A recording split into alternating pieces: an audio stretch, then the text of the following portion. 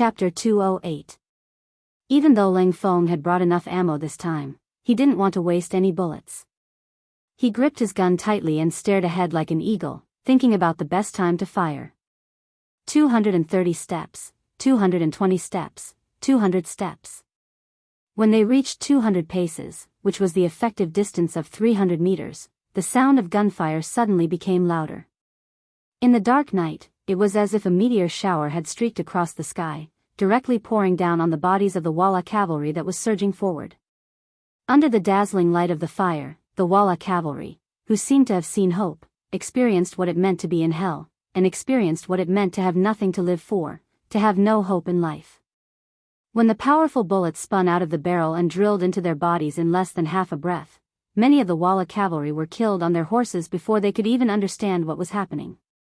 Perhaps because the charging speed was too fast, many of the cavalrymen were already dead, but their bodies were still charging forward. Only after 2 or 3 breaths did they fall off their horses with a plop. Even when they died, they probably didn't understand what had killed them. The 100 cold vanguard soldiers followed what they had learned in their training, firing in a staggered formation. It was as if they had set up a net of fire, wiping out all of the Walla cavalry within the range of 200 to 150 steps. In short, other than the war horses, none of the Walla cavalry could get within 150 steps. This distance of 150 steps became an insurmountable barrier in front of the Walla cavalry. Behind the 100 Walla cavalry were Tao Jin and Gao Li's 2 soldiers from the 5 cities warden's office. Originally, they thought that this would be a tragic battle, and some of the soldiers were already prepared to die for a righteous cause. But when they saw the Walla cavalry's sudden burst of power and the situation stabilized, they knew that this was not a battle, but a massacre. That's right, a massacre. Not a single one of the cavalrymen was able to get within 150 paces. At such a distance, even if they wanted to shoot arrows, they wouldn't be able to reach the effective range and wouldn't be able to do any damage. The Walla cavalry's crossbows could not shoot over, and the 2,000 soldiers of the Great Ming dynasty could not shoot either. This scene caused Tao Jin and Gao Li's hearts to burn with anxiety. They were here to gain merit, not to be spectators. They wanted to kill the enemy, but the distance that a strong bow could shoot was limited. Even if they shot from such a long distance, they would still lose their accuracy. There was no difference between shooting and not shooting. Commanders, if you really don't have anything else to do, just bring some people to bring back Wala's healthy horses. These are all good things. Whether it's offered to the imperial court or sold to merchants, they are all military merits and silver. Ting Shan noticed the anxious mood of the 2 Great Ming dynasty commanders behind him, so he gave them a suggestion. The strong horses were in front. Without their owners, more and more of them gathered and began to hinder the Walla cavalry's shooting targets. If these strong horses could be moved away, it could be said to be killing 2 birds with 1 stone. Tao Jin and Gao Li, who were originally worried that they had nothing to do, immediately smiled. Okay, we will immediately organize people to steal the horses. Oh no. It's to pick up the horses, hee hee. Since there was military merit and money to be obtained, and there was not much danger to their lives, why wouldn't they do such a good thing? At this moment, under the command of the 2 commanders, groups of Great Ming soldiers rushed forward under the moonlight and brought the tall and strong horses back to their camp. They also cleared the obstacles in front of the Walla cavalry to ensure that they could have a clear line of sight. At the same time, there were no obstacles after the bullets were shot, so they could better kill the Walla cavalry. In Willow Town, 1,000 Walla cavalry were sent out, but not a single one returned. Another 1,000 Walla cavalry rushed out, but only less than 200 people escaped. The results that were sent back made General Nai Gong turn pale with fright. He couldn't understand when the firearms of the Great Ming dynasty became so powerful that they could also play a role in sealing off the night. It was not that they had never dealt with the firearms of the Great Ming dynasty before.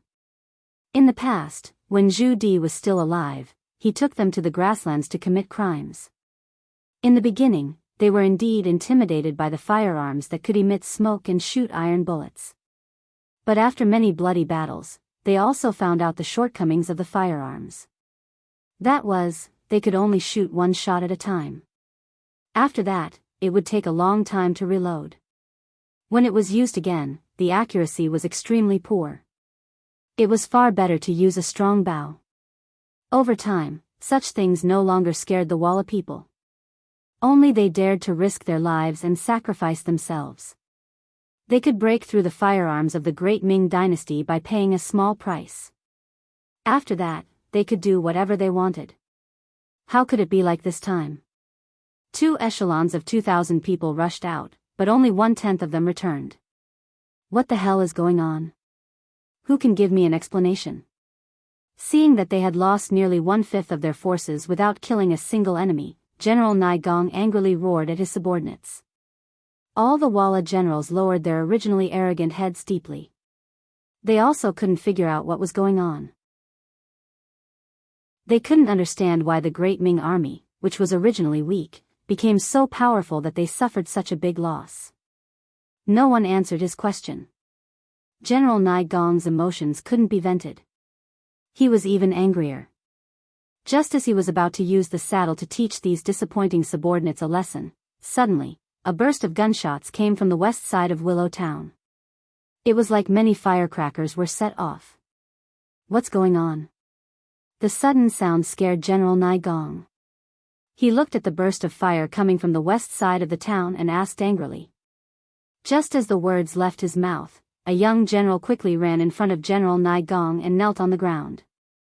General, a large number of Great Ming soldiers suddenly rushed in behind us.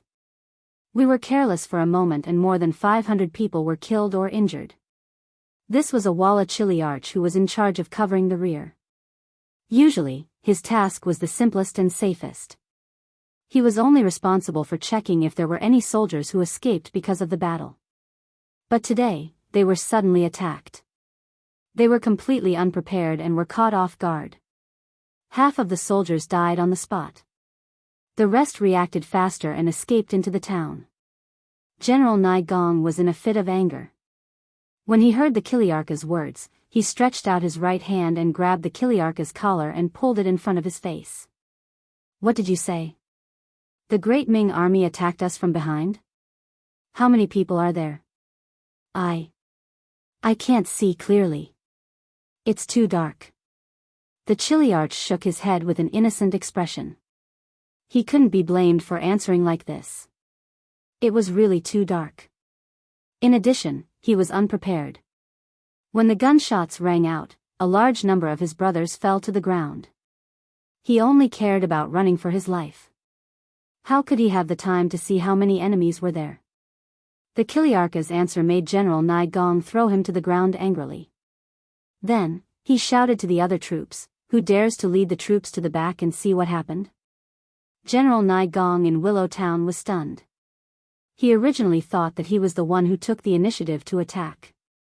But reality told him that the Great Ming army was prepared. Now that he was the one who was attacked, how could he not be angry? Among the young generals, there was a brave Chiliarch who took the initiative to lead his troops to the west side of Willow Town. But when cold weapons faced the 9.5 spear that had a shooting range of nearly 400 steps, the result was obvious. After leaving behind a few hundred corpses, the slow ones all retreated. At this point, an unbelievable result was placed in front of everyone. General Nai Gong's troops were surrounded in Willow Town, which was not very big. East side of town. Ting Shan looked at the gunshots and flames coming from the west side of town. He was furious. Xiao Feng, UF** King Bastard. It was no wonder that Ting Shan was so angry. According to the previous plan, only when they were facing the crazy attacks of the Walla cavalry would they send out a red signal to the sky. At that time, Xiao Feng's first company would poke the Walla cavalry from the back to distract them. At the same time, they would also reduce the pressure on their side. But now, Xiao Feng did not even wait for his signal. He directly poked the Walla vanguard from the back. How could Ting Shan not be angry? He was not satisfied with the fight yet.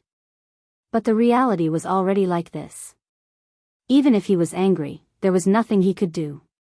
Ting Shan could only look at the east side of Willow Town, hoping that there would be more Walla cavalry who were not afraid of death. Maybe it was because the heavens knew the hope in his heart. A large number of cavalry rushed out from the east side of town, and there were still many of them. Using the shadows under the moonlight, a rough calculation showed that there were at least more Walla cavalry than the last time. Very good. This grandfather is to my liking. He knows what the battalion commander likes and wants to die. Brothers of the 3rd Company, listen up. Check your guns and ammo.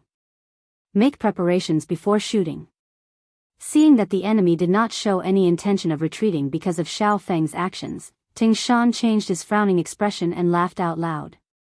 The 3rd Company's cold vanguard members were originally angry because Xiao Feng's 1st Company didn't keep their promise. However, when they suddenly saw that the enemy still charged out, all of their faces lit up with joy. They quickly checked the 95 shots and replaced it with a new magazine. Why did the Walla army still rush out when they knew that the Ming army was blocking them from the east side? This had a lot to do with their commander, General Naigong. Knowing that they were surrounded, General Naigong was not afraid. He knew that the Ming army only had about 10,000 people. He originally thought that they were waiting for him at the east side. If he wanted to rush over, it would be difficult. But the Ming army actually took the initiative to split into two. Wasn't this the same as splitting their limited forces? Even so, how many enemies could there be in the front? If he did not rush now, when would he? When he broke through the front line, wouldn't the capital of the great Ming dynasty be an undefended empty city? Wouldn't he be able to take it? Chapter 209. Naigong thought that he had seen through the weakness of the Ming army. Thus, he gathered 3,000 cavalrymen and had them charge out from the front. 3,000 Walla cavalrymen surged forward. From afar, they looked intimidating. At the very least, the Ming army led by Tao Jin and Gao Li trembled in fear. However, Ting Shan, who did not care about all this, had the opposite expression. His eyes were wide open as he looked forward. He waited for the enemy to enter the predetermined distance before he started shooting. Without needing anyone to give the order, all the Lengfeng soldiers started firing when they estimated that the enemy cavalry had entered their effective shooting range. Similarly, a dense net of fire enveloped the front. The cold vanguard soldiers guarding the center even switched their guns to burst mode. Often, a small group of cavalry would fall to the ground together with their horses after a burst of bullets. Naturally, this method of fighting could not kill one person with one shot. However, it had an absolute deterrent effect and disrupted the charging formation of the enemy cavalry. Under the dense gunfire, at least 1,000 Walla cavalrymen were killed in the charging path. However, this also bought them a distance of more than 100 steps. Just as they were getting closer and closer to the Lengfeng soldiers and were less than 40 steps away, grenades rained down on them like rain. Then, a series of deafening sounds rang out. Following that, people shouted and horses neighed non-stop. A series of powerful grenades were thrown and completely shattered the enemy's fighting spirit. At the same time, countless people died. Those who were still alive immediately retreated. They no longer had the courage to charge. Phew. Tao Jin and Gao Li let out a long sigh. It had to be said that their performance just now was a little too weak. When they saw the enemy rushing in front of them, they actually forgot that they were still holding strong bows in their hands and could only watch helplessly as the enemy got closer and closer. Their legs began to go soft and their bodies began to tremble. It could be imagined that if the Lengfeng soldiers were not the main force in this battle, these 2,000 Ming soldiers would have been defeated. If they were not captured, they would have been killed. It could be said that these Ming soldiers had not received proper training for too long. They had forgotten what the battlefield was like. They had forgotten that a life-and-death battle relied on courage. Fortunately, the Lengfeng made a move at the crucial moment. He used the powerful grenades to destroy the enemy's morale and won another victory. Another attack had failed. The old man in the town was not discouraged. Instead, he patted his head as if he had suddenly realized something. It's all my fault. It turns out that the Ming army's main force is right in front. It seems like their weak point is behind us. Come on, gather the rest of the troops and charge out with me. After knowing that it was impossible to attack from the front, Gong immediately changed his strategy and decided to leave the town from the west. He thought that he was very adaptable, but in fact, he was just adding fuel to the fire. However, as the person in the game, Gong had no idea. With the order, the remaining 6,000 Walla cavalrymen quickly gathered. However, because the path out of the city was not wide enough, only 1,000 cavalrymen could charge out at a time.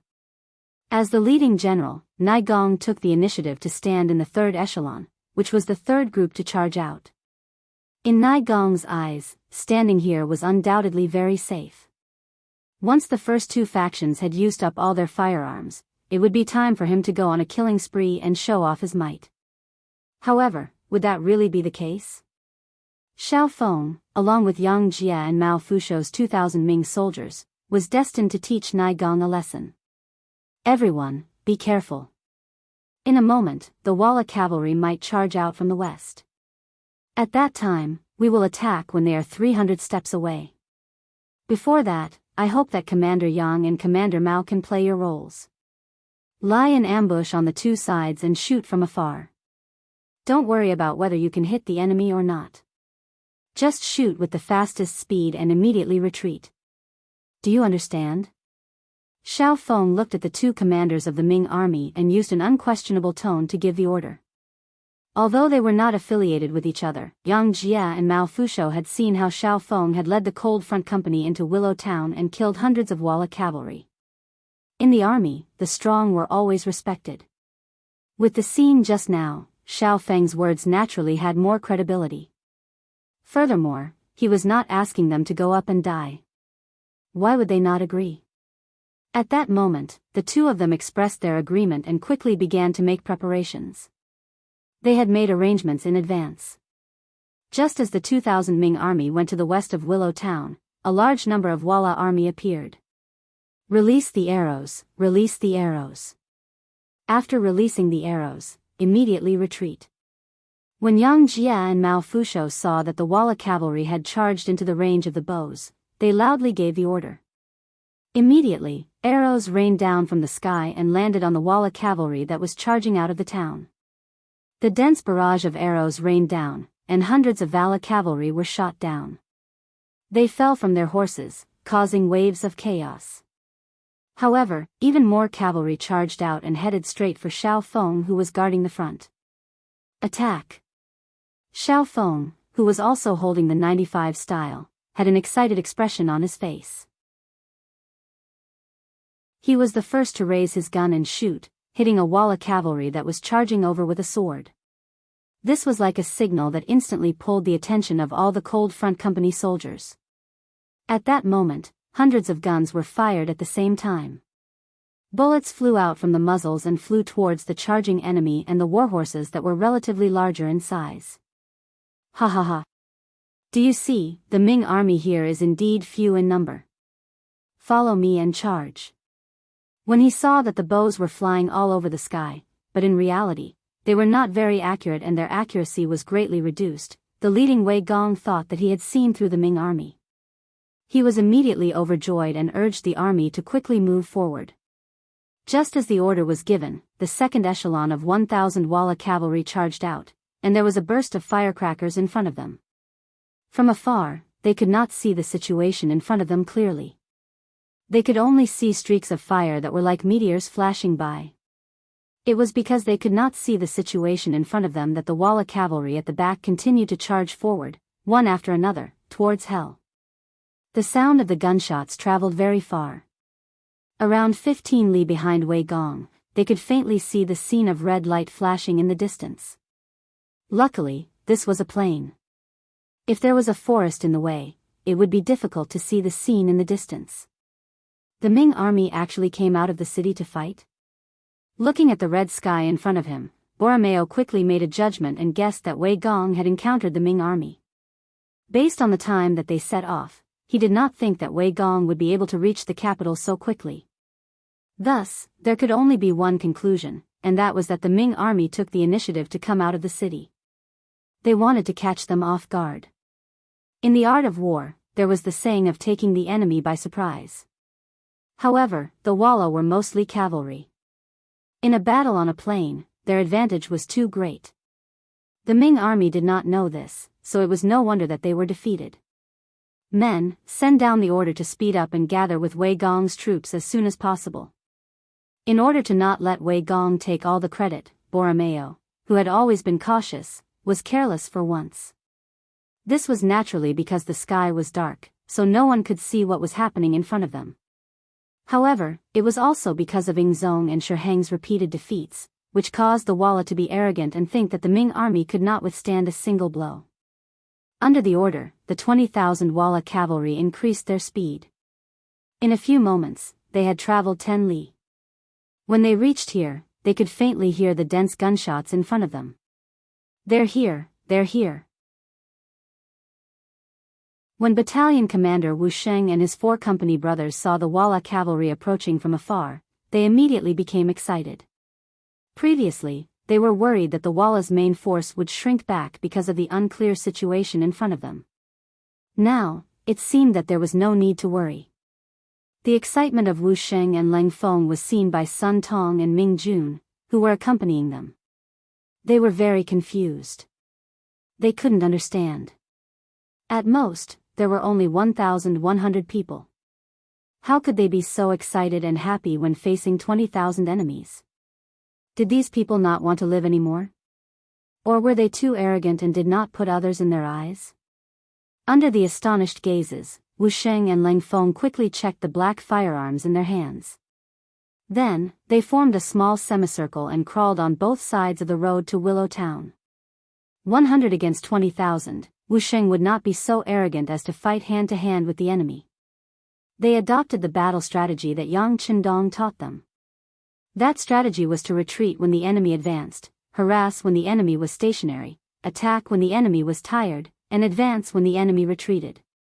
In the process of the Walla army's advance, they would give the enemy the most effective damage. At the same time, the enemy would be annoyed and unable to do anything to them. The soldiers of 4th Company were divided into 3 groups by platoon. The first platoon was personally led by Wu Sheng. There were a total of 4 platoons, and they were also the strongest. They were responsible for blocking the Walla cavalry's advance. The second platoon was on the left, and the third platoon was on the right. They were responsible for blocking the advance of the Walla cavalry. Wu Sheng had just given the 3 platoon leaders their tasks when Sun Tong hurriedly walked over. "Company Commander Wu, what can we do? You are responsible for following my platoon. Retreat as you fight on the road. Create a false impression that we are no match for the Walla cavalry. This will make them bolder and chase after us. That will be a great achievement."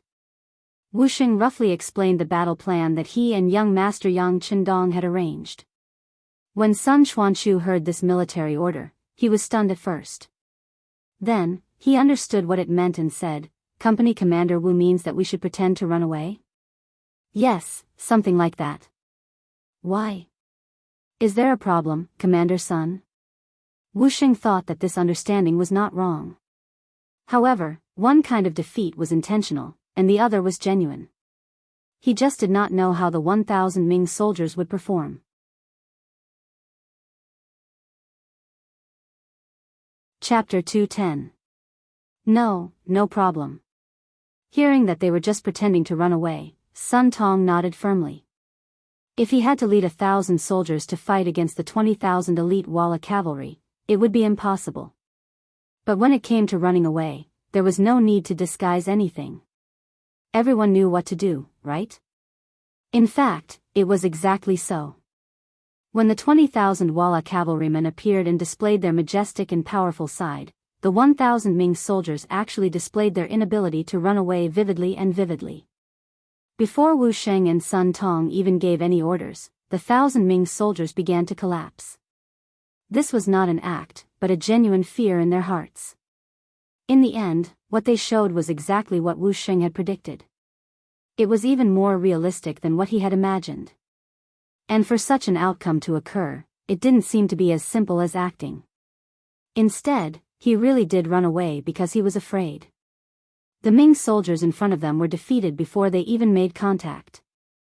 When the Walla cavalry saw this scene, they burst into laughter.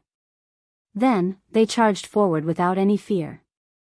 It looked like they wanted to beat the enemy when they were down. The Walla cavalry, who wanted to fight for glory, rushed out with more than 1,000 men. This was exactly what Wu Sheng wanted.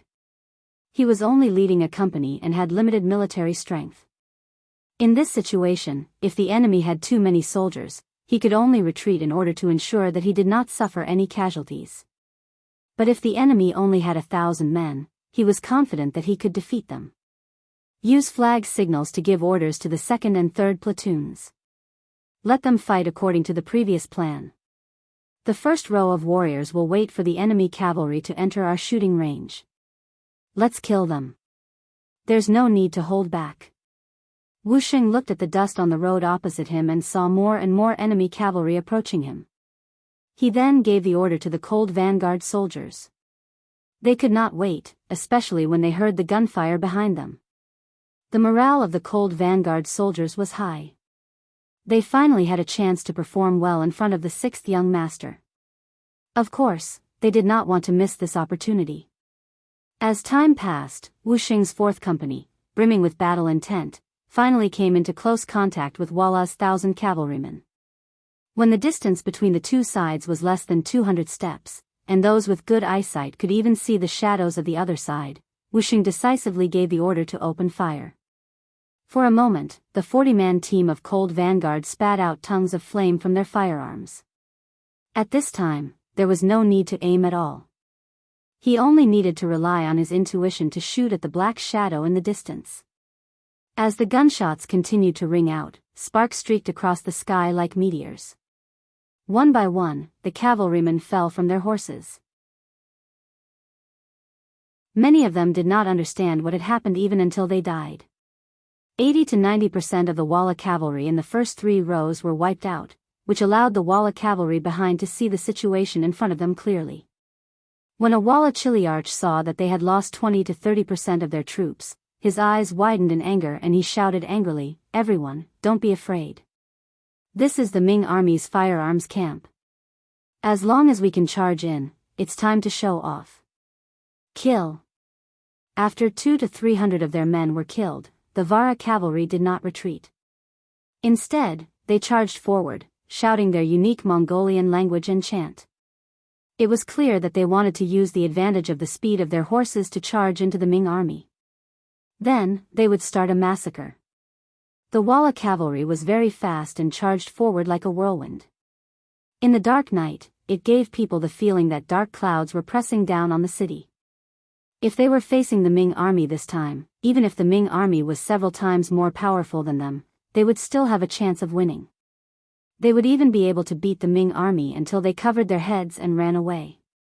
Unfortunately, they were facing the Yang Xie's new cold vanguard army, which was 100 times more powerful than them.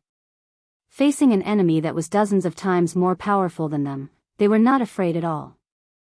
Instead, they were excited.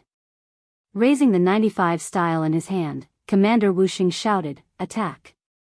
Not only on the official road, but on both sides of the official road, tongues of fire also sprayed out, completely surrounding the Wut's cavalry from afar in a fan-shaped formation.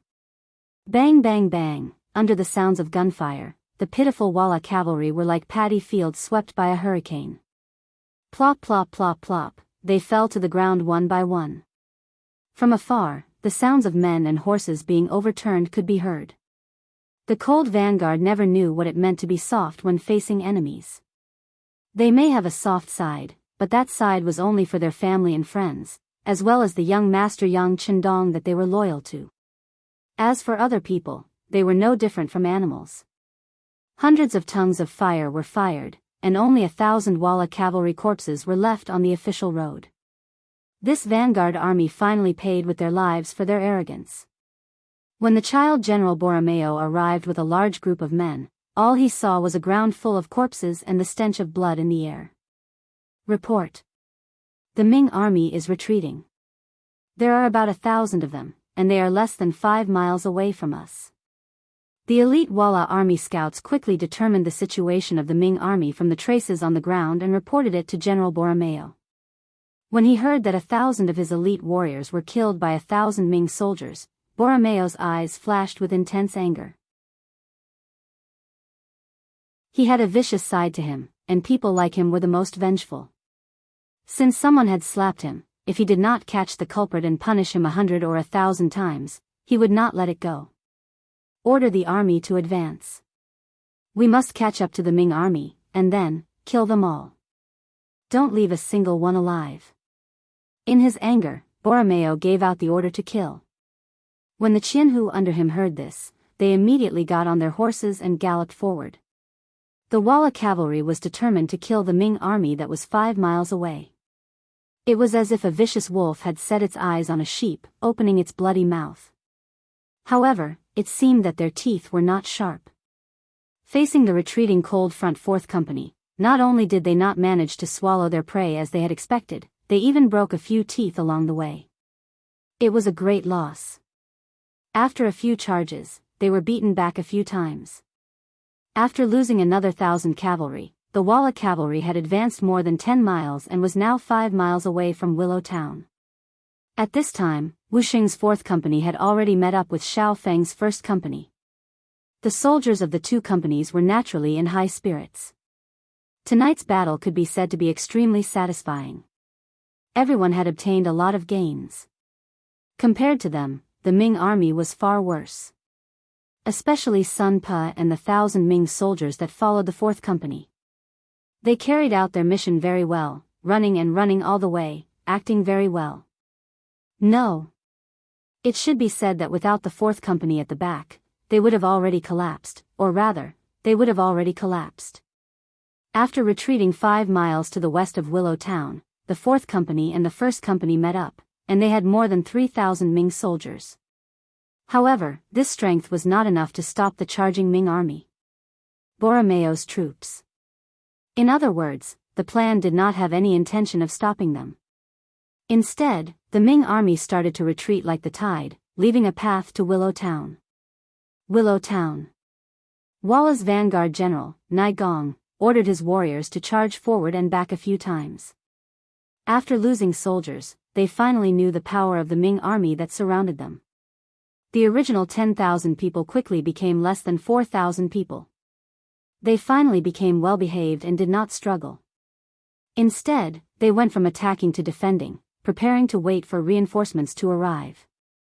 Without waiting for too long, Borromeo's troops entered Willow Town from the west. The moment he entered the town, he saw injured vanguard warriors everywhere. Borromeo was in disbelief. Was this still the vanguard army that did not put the heroes of the world in their eyes? This was exactly the same as the great Ming army that was defeated in the Tumu incident. Finally seeing Borromeo, Nai Gong, a 7-foot man, was so emotional that he almost cried. With a plop, he half-knelt in front of Borromeo, praising the strength of the Ming army and his failure to break out of the encirclement.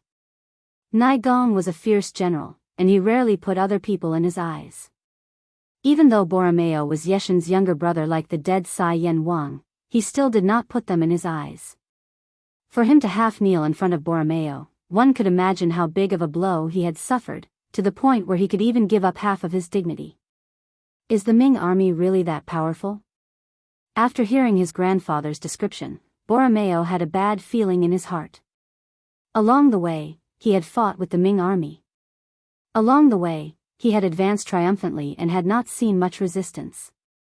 However, when he thought about how only his own warriors had died along the way and not a single Ming army corpse, Borromeo felt that something was not right. However, he could not put his finger on it. Logically speaking, with his current military strength, even if the Ming army wanted to play some tricks, what did he have to fear?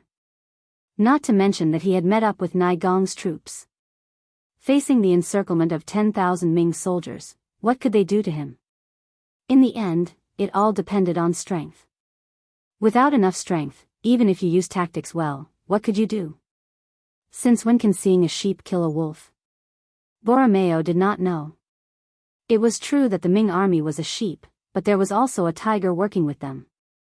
Although it was only a cub, when it opened its mouth and bared its fangs, it was still very frightening. It could also swallow an adult wolf.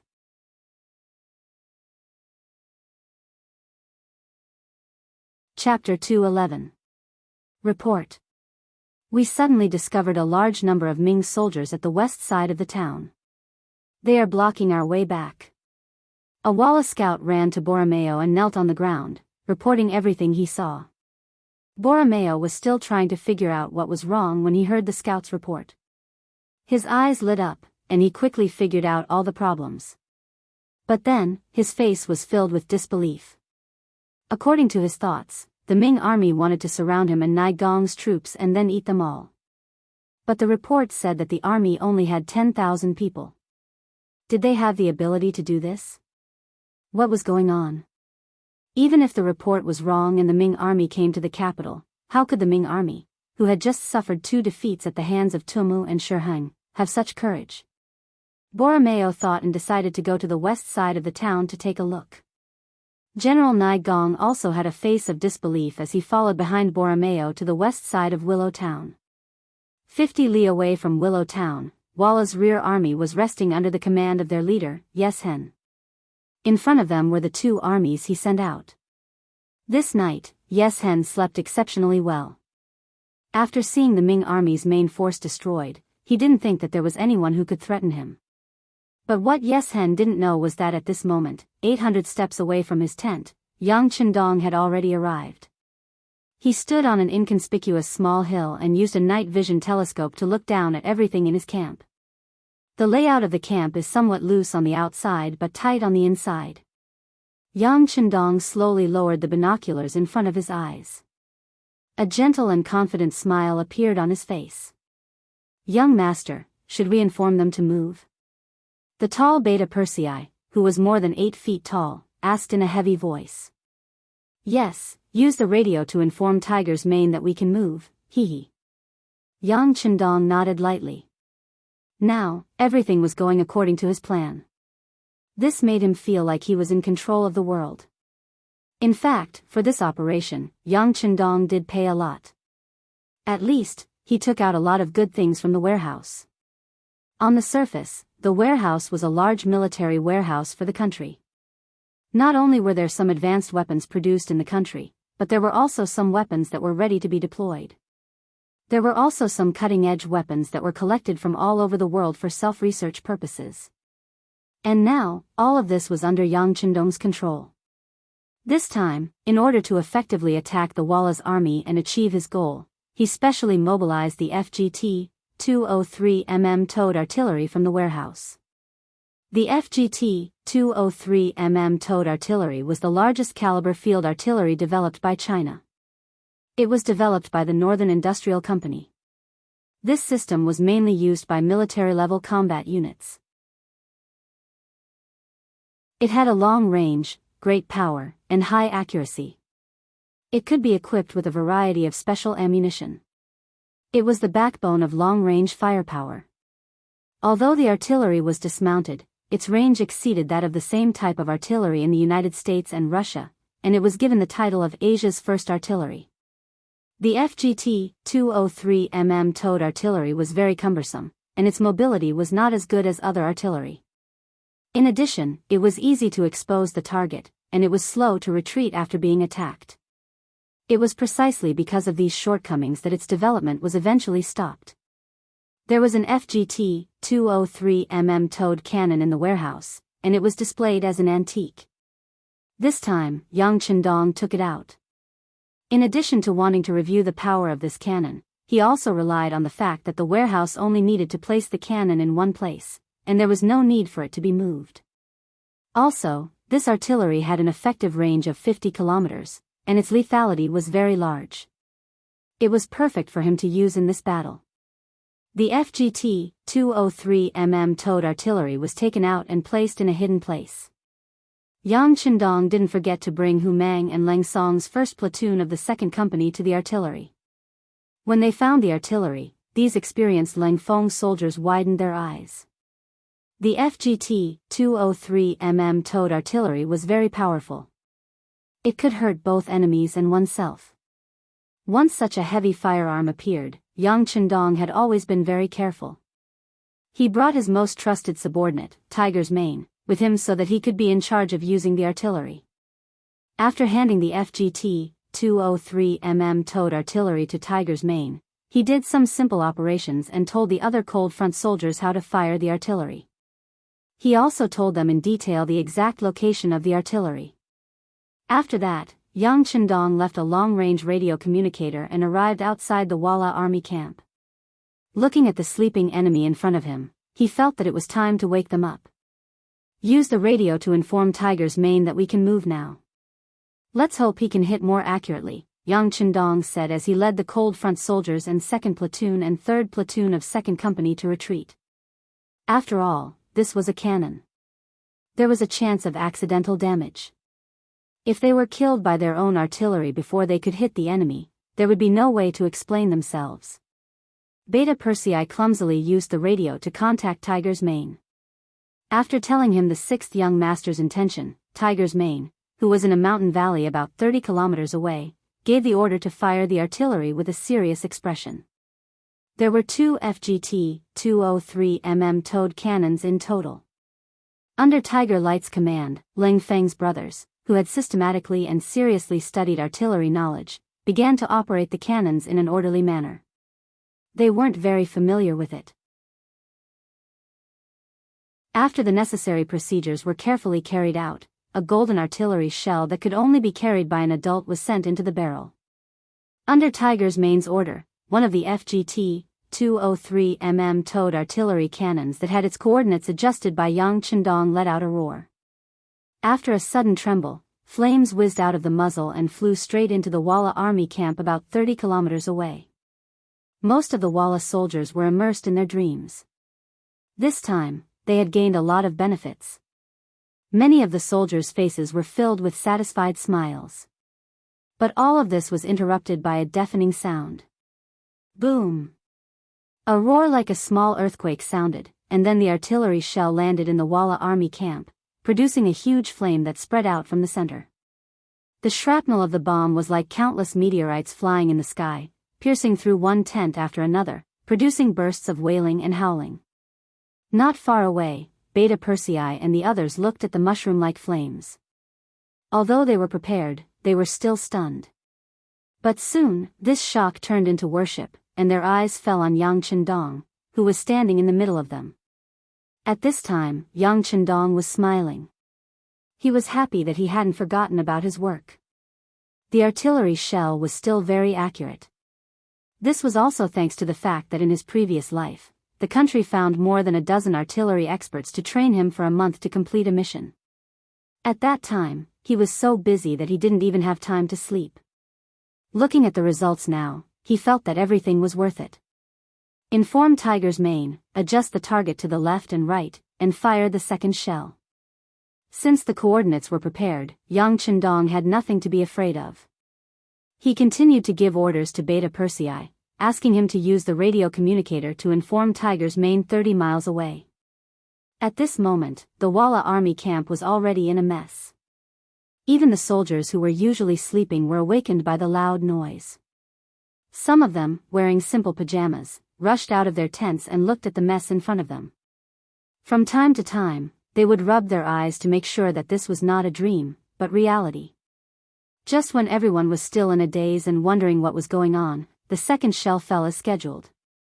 The landing point was 50 steps to the left of the first shell.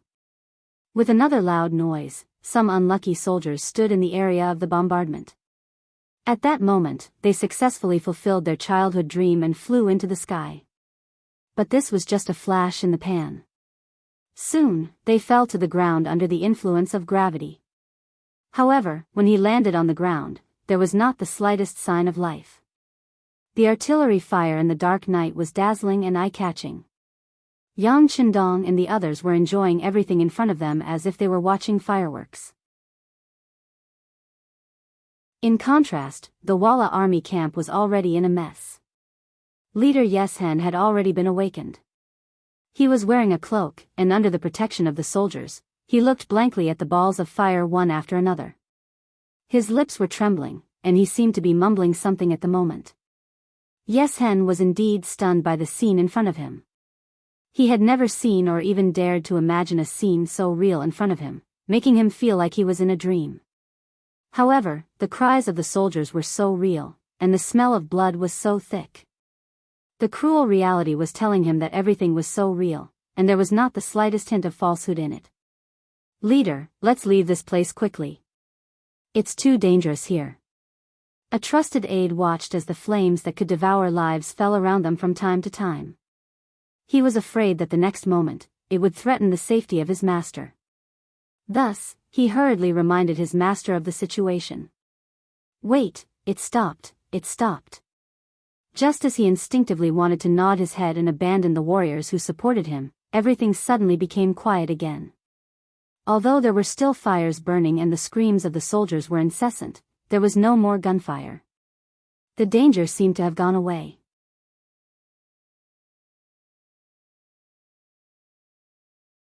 Chapter 212. Report. Just when everyone was still trying to figure out what was going on. Just when they were not sure if the wrath of the heavens would descend again, a scout hurried to Yes Hen and knelt on the ground. There was a trace of panic in his voice as he said, "Leader, there is a Ming soldier outside the camp. He said he has a letter for you." "Where is he?" When he heard that a Ming soldier dared to come to the camp, Yeshen's eyes narrowed. A boundless killing intent and anger rose from the bottom of his heart. "He is under the control of our brothers."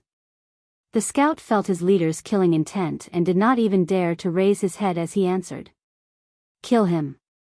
When his trusted aides heard that a Ming soldier was under control, they immediately shouted loudly. It was as if killing the messenger would not be enough to quell the anger in their hearts. "Wait a moment." Yes Hen waved his hand lightly. "Let's see what is written in the letter first." Since he dared to come and deliver a letter, he must be someone who dared to die. Even if someone like him was killed, it would not be of much benefit to Walla. It was better to see the other party's intentions first and understand his thoughts before speaking. Walla took the letter and opened it in his hand. Immediately, the vigorous and powerful Chinese characters appeared in his eyes. The letter was written by Yang Chendong himself, and the calligraphy he had been practicing for a while finally came in handy. Leader Yes Hen Jun Jian, this lightning was inevitable because of Marquis actions. It is because Walla made such a big fuss and went against the harmony of the heavens. However, the heavens are virtuous. Marquis cannot bear to continue causing suffering and is willing to turn weapons of war into gifts of jade and silk. If you are willing, you can leave the city for a while.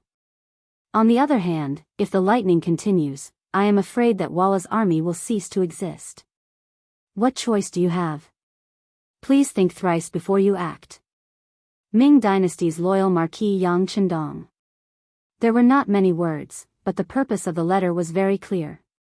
According to the letter, the fiery light that could easily kill people was caused by Yang Chendong's actions. If he wanted to prevent such things from happening again, it was very simple.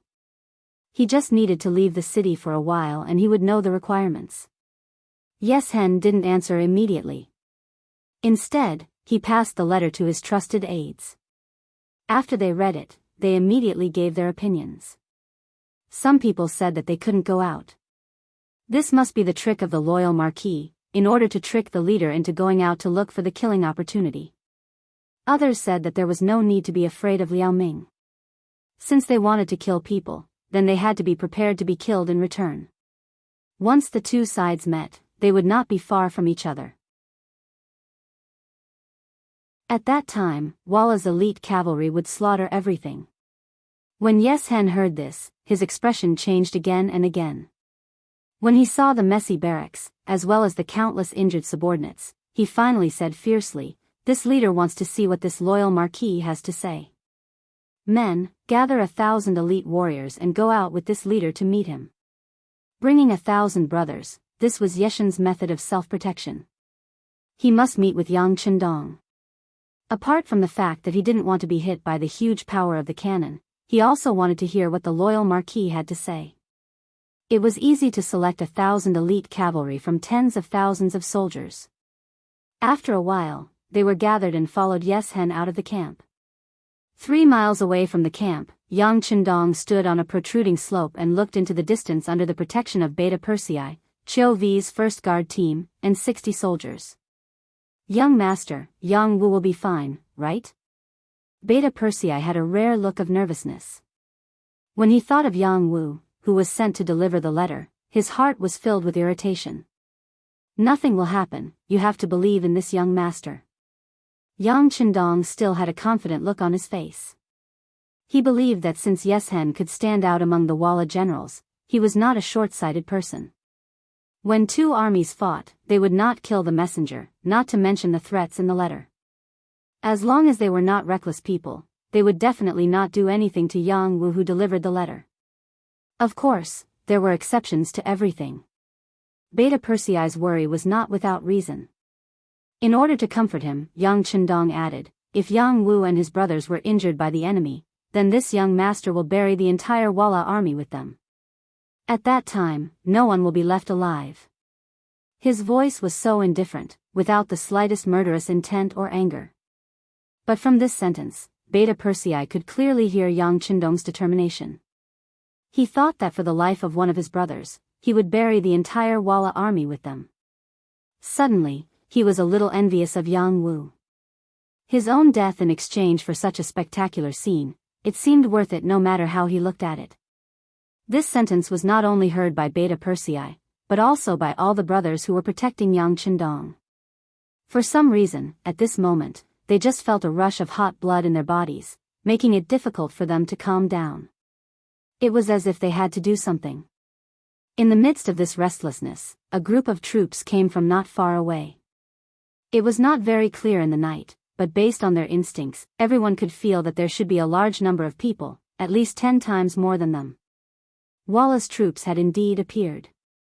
At this moment, all the restlessness in the hearts of the Lang Feng's troops disappeared. This was the ability of a veteran of hundreds of battles. No matter what kind of emotions they had, once they entered a state of war, they would always be able to recover their body and mind to their best state in the shortest time possible. Young master, they're here, Yang Wu led the way, and after seeing Yang Chendong, he quickly rode over on his horse. In the process of approaching, the Walla army was considered to be well behaved. No one moved recklessly, and there was no sound of horses neighing. It was so quiet that it seemed like they were elites. Very good, thank you for your hard work, Yang Chendong chuckled, and then Beta Persei led a snow-white horse over from the side. Yang Chendong leaped lightly and landed on the horse. Then, he moved forward. Young master. Yang Chendong's actions caused the Lang Feng's troops behind him to shout in unison. In response, Yang Chendong reined in his horse and stopped. He turned to the crowd and revealed a bright smile, saying, I believe that with all of you here, this young master will definitely be fine, right? No one answered, but they all nodded in unison. Their uniform movements showed the attitude of these Lang Feng's troops. They swore in their hearts that as long as they were still alive, they would never let the sixth young master's personal safety be threatened in the slightest. Ha ha ha. Seeing how confident the Lang Feng's troops were, Yang Chendong could not help but laugh to the sky. Then, he slowly rode forward on his horse and shouted loudly, the Great Ming's loyal marquis wishes to see leader Yeshen, do you dare to meet him? Why wouldn't I dare? A similar shout came from the other side of the night. Then, a strong horse leaped out of the troops and came forward. The distance between the two parties was less than 3 li. The place where they met was between the two parties. Then, the two stopped 10 steps away from each other. Yeshen leaped out on his horse with a grand aura. Of course, the reason he dared to do so was because he believed that this area was safe. However, he did not know that under the cover of night, the Ghost Shadow Sniper Squad had quickly approached and completely included him in the range of being killed at any time. Yang Chendong and Yeshen looked at each other. When he saw that the other party was looking at him seriously, he smiled and said, as expected of the leader of the Walla. Your boldness is admirable. You're too kind. The loyal marquis is indeed a rising star of the great Ming dynasty. You actually dare to meet me at such a close distance. It can be seen that you are also a bold person. Then, Tell me, what is this so-called heavenly lightning all about? Also, don't try to fool me with some nonsense about ghosts and gods. I have lived for so long and I do not believe in such things. I only believe in one thing, and that is myself and my own strength. Yes Hen wanted to gain the upper hand by a show of strength. He had killed his way out of a mountain of corpses and a sea of blood. Only then did he have his current achievements and position. He did not believe that a scholar of the great Ming dynasty who was less than 20 years old and only knew how to read books every day would have any knowledge. As long as he could successfully suppress the other party, it would be easy to get the truth. Once he knew the truth, whether to talk or kill would be completely up to him. To Yang Chendong, it sounded like a joke to him that he was the first to come up and threaten him. If he did not want to keep Yes Hen to continue pressuring the great Ming dynasty and create enough space and time for his own development, he was afraid that there would not be this meeting at all. Instead, he would have directly dealt with Yes Hen. He had his own plan, so he did not touch Yes Hen. But now, this person had other ideas. It was ridiculous to think about it. Looking at Yes Hen, who was still pretending to be angry, Yang Chendong shrugged indifferently. Marquis knows how to use divine techniques. If you don't believe me, then it's easy. I can make the thunder reappear in minutes. Do you want to try? She originally thought that she had seen through Yang Chendong's trick, but she didn't expect him to be so calm at this time. Her eyes couldn't help but become a lot colder. Don't try to test this chief's bottom line, or you will regret it. I will regret it, ha ha ha. As if he had heard the biggest joke in the world, Yang Chendong looked up to the sky and roared. Then, he suddenly stopped. Then, his right hand turned into a fist and gently pushed forward. This was a signal to Beta Persei behind him to fire. Beta Persei had been watching the sixth young master's every move. Seeing that he had made his move, he immediately used the radio station to call for Tiger's mane. Although he stretched out his hand, the thunder that should have appeared did not immediately appear. Yes Hen was nervous at first, but his face soon relaxed. Ha ha ha, let's see. Reality will expose all your lies, boom. A loud noise came out and landed in the barracks behind Yes Hen. The Walla tent that had just quieted down was once again filled with cries and shouts.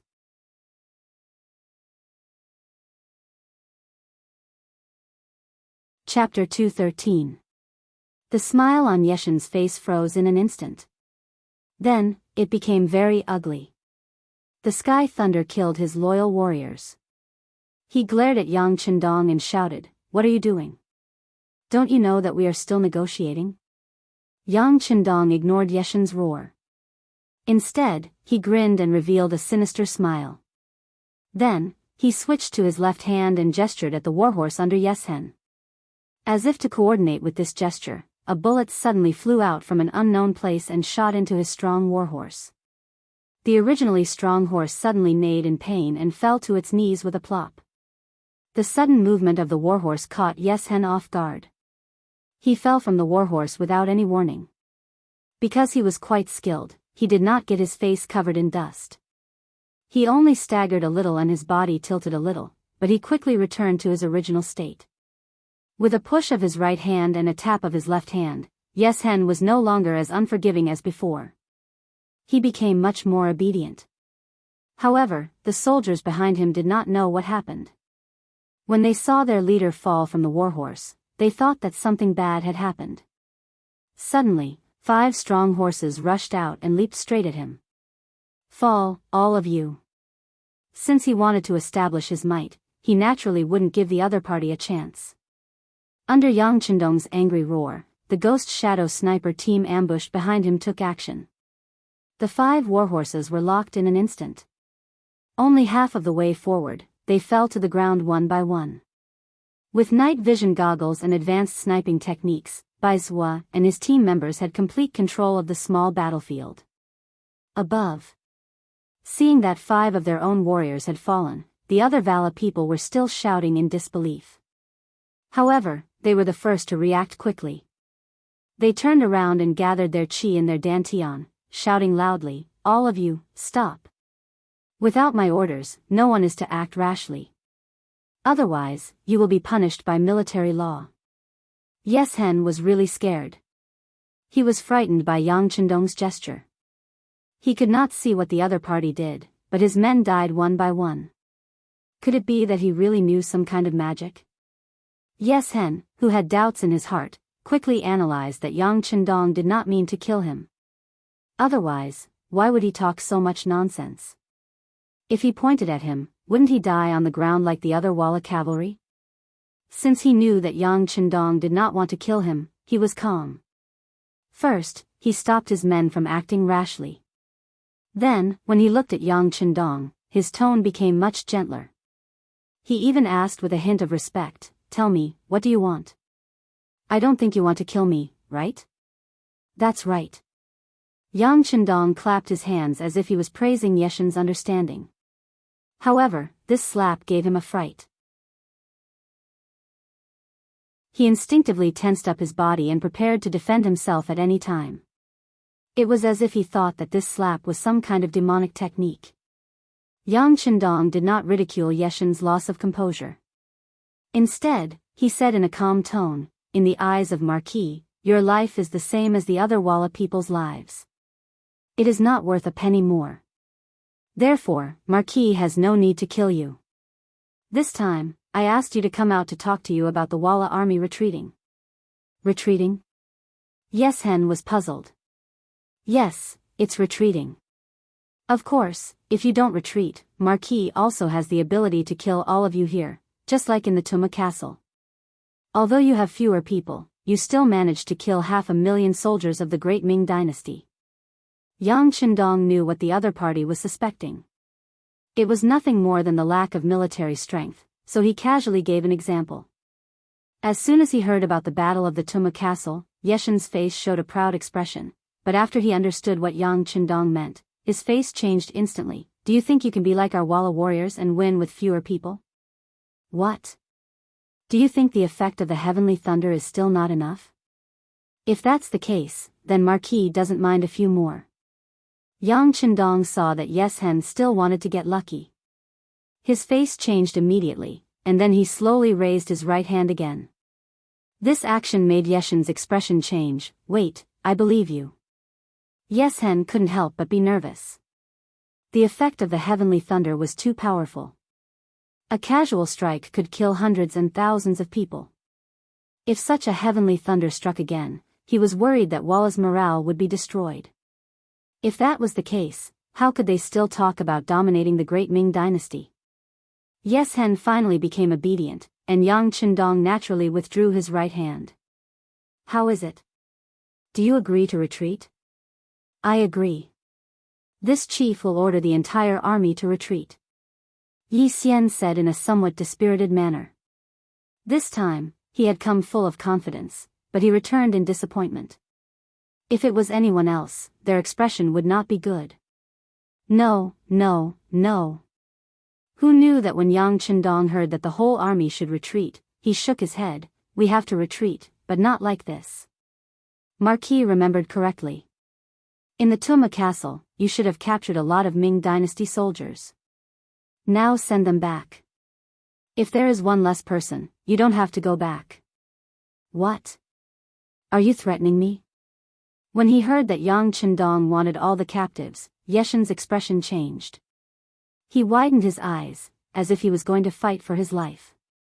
Yang Chendong, who had already controlled the situation, acted as if he didn't see Yeshen's so-called fierce face. "Marquis is threatening you." "What? Are you not convinced? If that's the case, Marquis doesn't mind using the heavenly thunder to destroy you. After that, Marquis will lead the army into Walla. When that time comes, not only will the Great Ming Dynasty's captives be taken back, even the women and children of Walla will become the Great Ming Dynasty's captives. Do you believe me?" Yang Chendong said without showing any weakness. These words were like thousands of needles piercing Yeshen's heart, making him unable to refute. If it was someone else who said this, he might laugh out loud and give the order to kill them. However, these words came from Yang Chendong's mouth. Thinking back to the various actions just now, he was really worried that the other party would do this. In the face of such a powerful heavenly thunder, could the Walla cavalry really withstand it? While Yes Hen was still thinking about how to deal with it, Yang Chendong continued to speak. Marquis only asked you to return the captives. He didn't ask for the gold and silver that you robbed. This is already extra lenient. Furthermore, in Willow Town dozens of miles away, your vanguard army is surrounded by Marquis. If you return the Great Ming Dynasty's captives, Marquis can also let these people go. This is a fair trade. If you don't agree, then there's no need to talk. Marquis will kill you within 3 breaths. After speaking, Yang Chendong gently raised his left hand. This action clearly meant to kill Yes Hen. He had already seen the serious consequences of reaching out his left and right hands, so he didn't dare to test the law. He immediately shouted, "Wait, this is such a big matter. No matter what, this chief has to go back and discuss it with his subordinates first. I'm sorry, before all the Great Ming Dynasty's captives are released, you can't leave here." Yang Chendong shook his head and said with a look that said, "Don't play tricks, it's useless to think about it. Are you going to take me as a hostage?" Yes Hen said very discontentedly when he heard this. It was just that after saying this sentence, he didn't speak anymore. The reality was already like this. Wasn't it too late for him to react now? He couldn't leave, and he couldn't beat him. Reality forced Yes Hen to agree to Yang Chendong's conditions. However, although he agreed, Yes Hen was still a little worried. Would Yang Chendong act shamelessly? Therefore, after hesitating for a while, he raised his head and said, "Loyal Marquis, but I don't know if you will let me go if I release the captives. Also, will you release all the besieged warriors in Walla?" Seeing that Yes Hen also wanted to make a request, Yang Chendong said indifferently, "What? Do you think that other than believing in Marquis, you have the qualifications to negotiate with Marquis? You."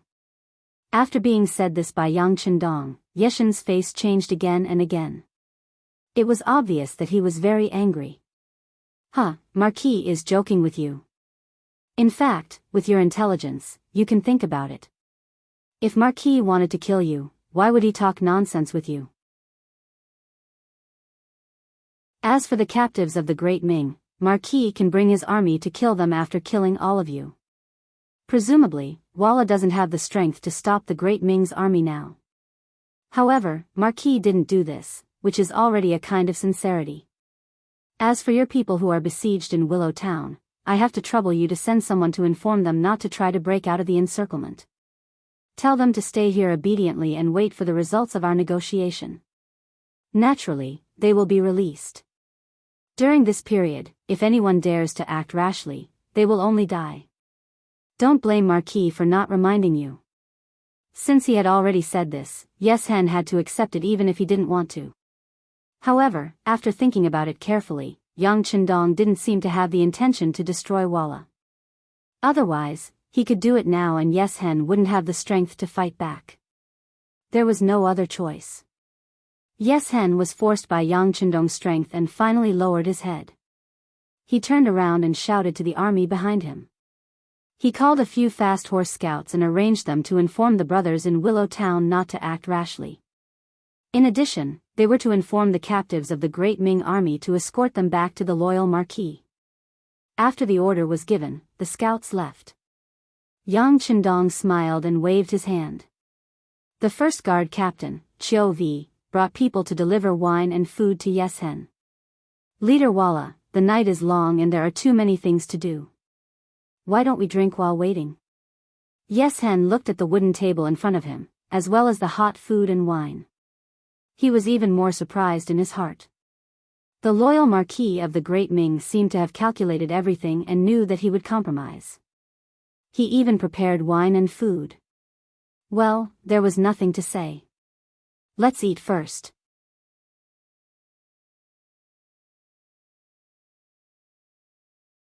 Chapter 214. Willow Town. After Borromeo met up with General Nai Gong, he tried to charge out a few more times, but they all ended in failure.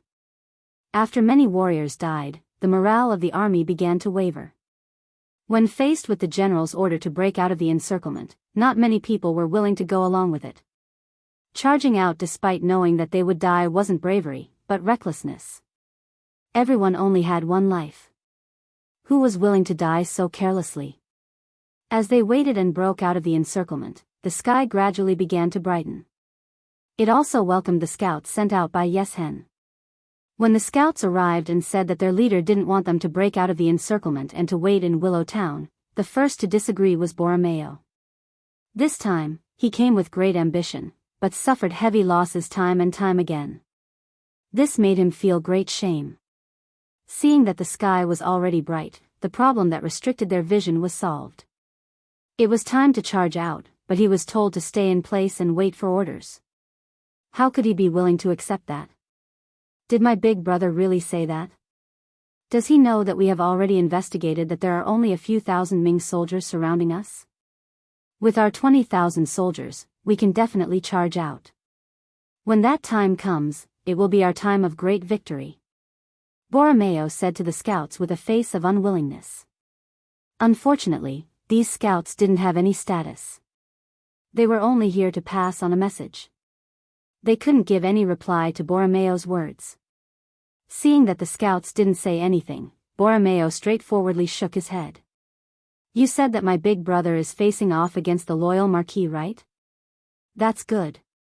Say, if you suddenly charge out of Willow Town and come behind the loyal Marquis, do you think you can eliminate him with a pincer attack? If that's the case, will there be anyone in the Great Ming Dynasty who dares to oppose the Walla? There shouldn't be anyone. The scouts seemed to have seen some hope as they replied. In reality, the scouts didn't really understand the order this time. However, since their leader had spoken, they had to carry it out. Seeing that the scouts he sent agreed with his suggestion, Borromeo couldn't help but be overjoyed. Good. Since the people sent by Big Brother have agreed, then we will do as this general says. As soon as Borromeo finished speaking, the vanguard general beside him immediately raised a different opinion. We can't do that. The scouts are only there to relay orders. They don't understand the situation on the battlefield at all, so we should listen to the leader. The scouts don't understand the situation on the battlefield, but we do. General Nigong, don't tell me that you've become discouraged and scared after being defeated a few times in one night. You're our Vala's general, you should be brave and fearless. Borromeo said with a mocking smile.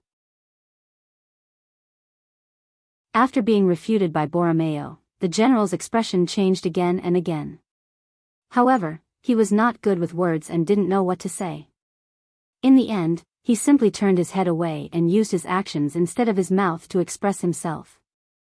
If you want to disobey, then go ahead. This general will listen to the leader's orders and stay in Willow Town obediently. There were less than 4,000 soldiers left in the original vanguard army, which did not affect the overall situation. Since it didn't make sense, Borromeo decided to just ignore it. He would just lead the army forward. At that time, he would kill the Great Ming's loyal Marquis and the credit would be his alone. Perhaps it was because he couldn't wait any longer, or perhaps it was because he wanted to make a contribution. That child Borromeo ignored his elder brother's orders and began to gather his troops. Taking advantage of the darkness of the sky, he headed for the western end of Willow Town and made a counterattack. The sky was already bright. Commander Xiao Feng and Commander Wu Sheng, who were in charge of guarding here, could also clearly see some of the situation in Willow Town. With the help of binoculars, they could see even further than the enemy. The Walla soldiers in the town suddenly began to gather. This scene was clearly captured by the two of them and they quickly guessed the enemy's intentions and thoughts. Inform Sir Tiger's man to prepare artillery support at any time. They knew that the Walla cavalry in town outnumbered them by 10 times. For safety reasons, it was also the 6th young master's order to inform Tiger's man to prepare once they discovered something that couldn't be disobeyed. Xiao Feng and Wuxing didn't dare to be careless and quickly made preparations. In less than an hour, the west side of Willow Town suddenly became much more lively. Countless Walla cavalry charged out from here. Borromeo even took the initiative to lead the charge. He wanted to use his actions to inspire the other warriors to charge out of Willow Town and kill the Great Ming's loyal Marquis. They're coming out, they're coming out. Everyone get ready. Informs Sir Tiger's man to prepare artillery support. After seeing countless enemies appear in front of their eyes, Xiao Feng and Wuxing both gave military orders to their own cold front soldiers. At the same time, they used the radio communicator to inform Tiger's man that they could fire. After Tiger's man received Xiao Feng and Wuxing's request for reinforcements, he immediately loaded another FGT 203mm towed cannon that hadn't fired yet. One of the two FGT 203mm towed cannons was aimed at Yeshin's camp, while the other was aimed at Willow Town. At this moment, Tiger's man received the news and used the second cannon to fire. Borromeo was leading tens of thousands of Walla cavalry to charge out of Willow Town. Under his leadership, the morale of the army increased by a lot. Adding on the fact that they had a large number of people, they seemed to have an unstoppable momentum when they charged out of town. However, this seemingly powerful momentum was met with a hail of bullets from Xiao Feng's 1st Company and Wuxing's 4th Company. Over 100 cavalrymen fell to the ground. However, this momentum didn't seem to have any intention of fading. On the contrary, it became more and more intense. With the continuous charge, more and more Walla cavalry fell to the ground. It was to the point that the path forward was blocked by the corpses of the war horses and soldiers. But in the end, because there were too many cavalrymen, they still managed to charge out. Among the crowd, when Borromeo saw that they had made it out of the town, his face lit up with joy. Holding a saber in his hand, he shouted loudly, a bloodthirsty glint in his eyes. He wanted to charge forward and kill all the Ming soldiers who had heavily injured the Walla cavalrymen, letting them know what it meant to overestimate one's abilities. Seeing the Walla army charging out and getting closer and closer to them, the 3 commanders of the Ming army, Sun Tong, Yang Jia, and Mao Fushou, all had pale faces. Even though they still had 3,000 Ming soldiers under their command, they were all trembling in fear in the face of Walla's army. It looked like they would collapse at any moment. Boom! Just as the Ming army was in chaos and chaos was about to break out at any moment, just as Xiao Feng and Wuxing were shooting with all their might with Ling Feng, the enemy was getting closer and closer due to their disadvantage in numbers. Just as it was extremely dangerous, a loud explosion suddenly sounded above their heads. Following that, a cannonball landed in the middle of Walla's army. The cannonball landed right where the Walla cavalry were most concentrated. With just one cannonball, at least 100 Walla cavalry soldiers were killed. As for the number of people who were injured, it was even more uncountable. Unfortunately, Borromeo was in the crowd. His originally ferocious face was directly swallowed by the cannonball. Not even his bones were left. Borromeo died, along with nearly 100 cavalrymen and even more injured people. This cannonball also stunned the advancing Walla cavalry. Before this, they had some understanding of the cannons of the Ming dynasty. However, those cannons could only shoot out a heavy iron ball. The damage it could cause was only in a straight line. As long as they avoided the iron ball that could only attack in a straight line, their lives would not be in danger. How could it be like this cannonball that landed without any warning? Moreover, when it landed, under the flames, its lethality was so great that it gave people the feeling that there was no way to avoid it. The people who were stunned by the cannonball reined in their horses and stopped. Borromeo had died in battle. Without their commander, they felt like they did not know where to go. It was at this time that the second cannonball arrived. It once again landed in the crowd, causing the deaths of hundreds of cavalrymen and the injuries of hundreds of cavalrymen. Retreat. Seeing the soldiers around them being killed by the cannonballs and muskets, the morale that had just been built up instantly collapsed. The smart soldiers knew that if they retreated back to the town, they would not face such danger. In an instant, many of them retreated. This was like a plague that quickly spread. Other than the Walla cavalry at the front who could not turn back and became Lang Feng's target, the rest of the Walla cavalry retreated back to the town. The battle finally ended with the death of nearly 2,000 people. The ground was littered with corpses and the smell of blood. It seemed like this battle was originally a child's play. The army retreated back to the town and Nai Gong took over the command.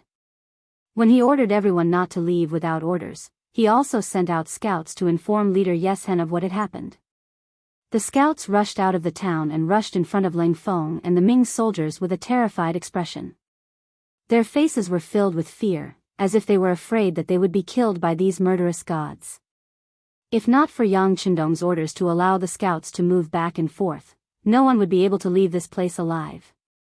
The scouts rushed all the way and finally met with leader Yeshen. They recounted in detail what had happened in Willow Town. When they mentioned that the child General Borromeo had been killed by the heavenly lightning, they did not even dare to raise their heads. Hearing that another brother had died on the battlefield, Yeshen's expression was naturally very ugly. However, he could not ask Yang Chendong for an explanation. It was his brother who did not listen to orders and took the initiative to fight. Now that he had died, who else could he blame? Forget it. Quickly inform the troops behind to bring all the captives of the Ming army here. Remember, all of them. Do not leave a single one alive. Whoever dares to leave behind the captives of the Ming army, I will leave behind his head. Yeshen, who was really scared by Yang Chendong, did not dare to play any tricks. He issued a strict order to his troops.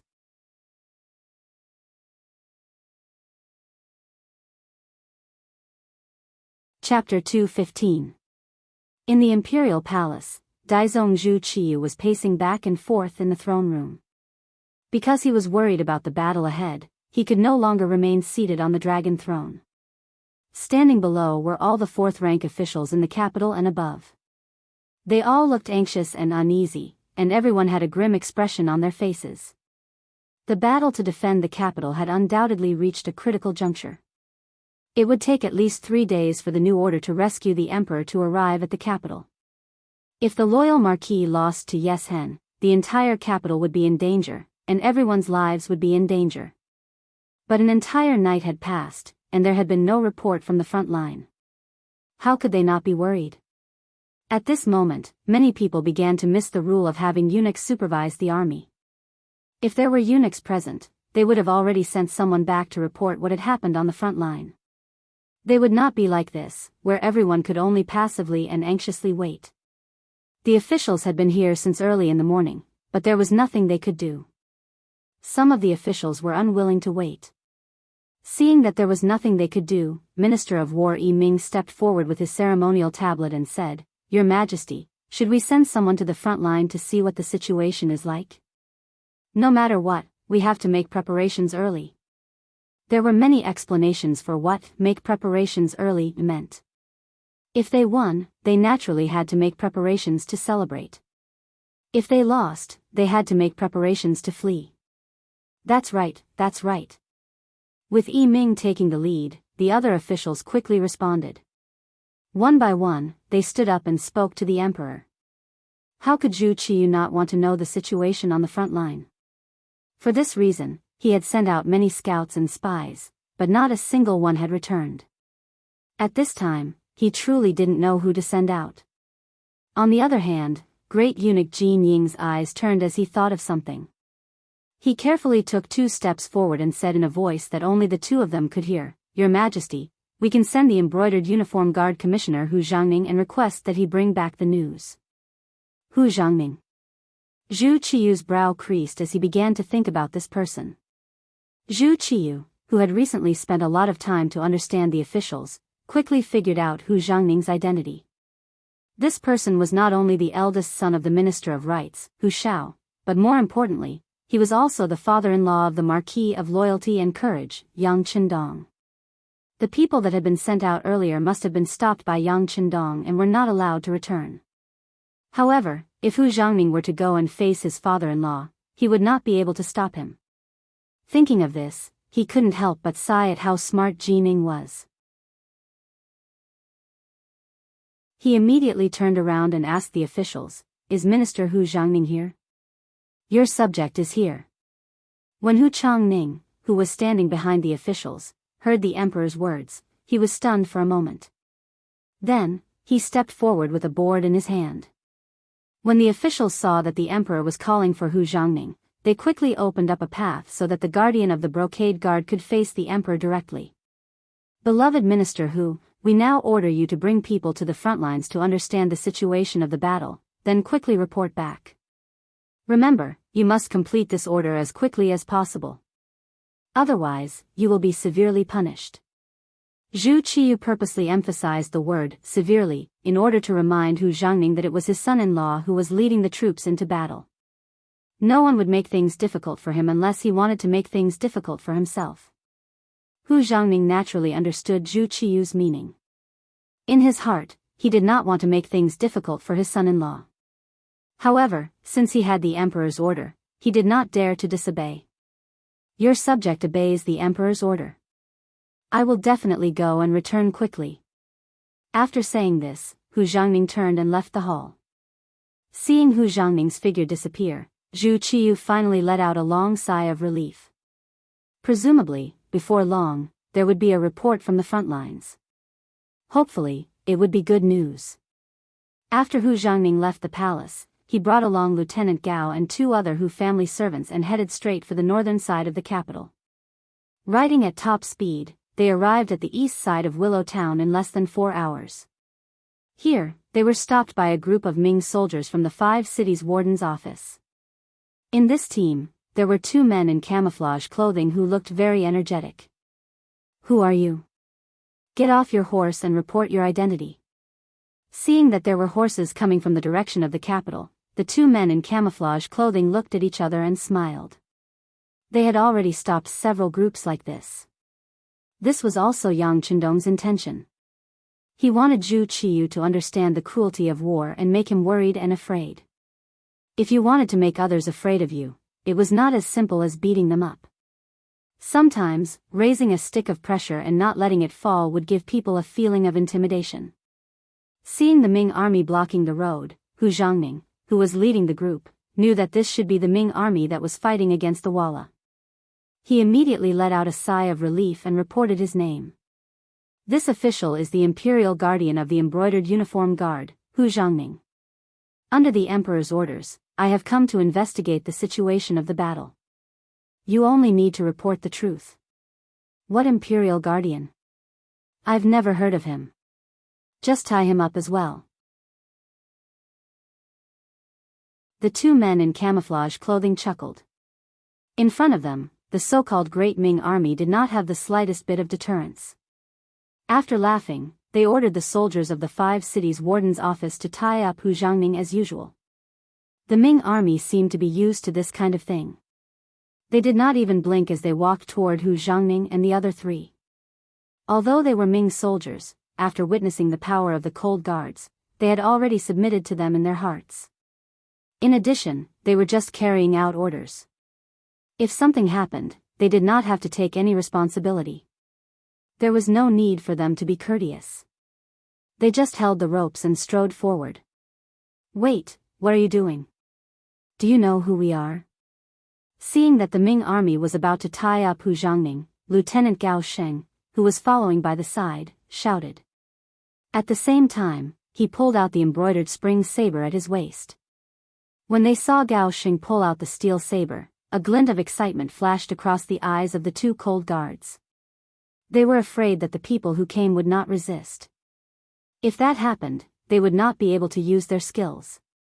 Now, someone actually wanted to play tricks. This was exactly what they wanted. The 2 Cold Guards held 2 pitch black and cold 95 styles in their hands. One of them had already aimed his gun at the steel saber in Gao Sheng's hand.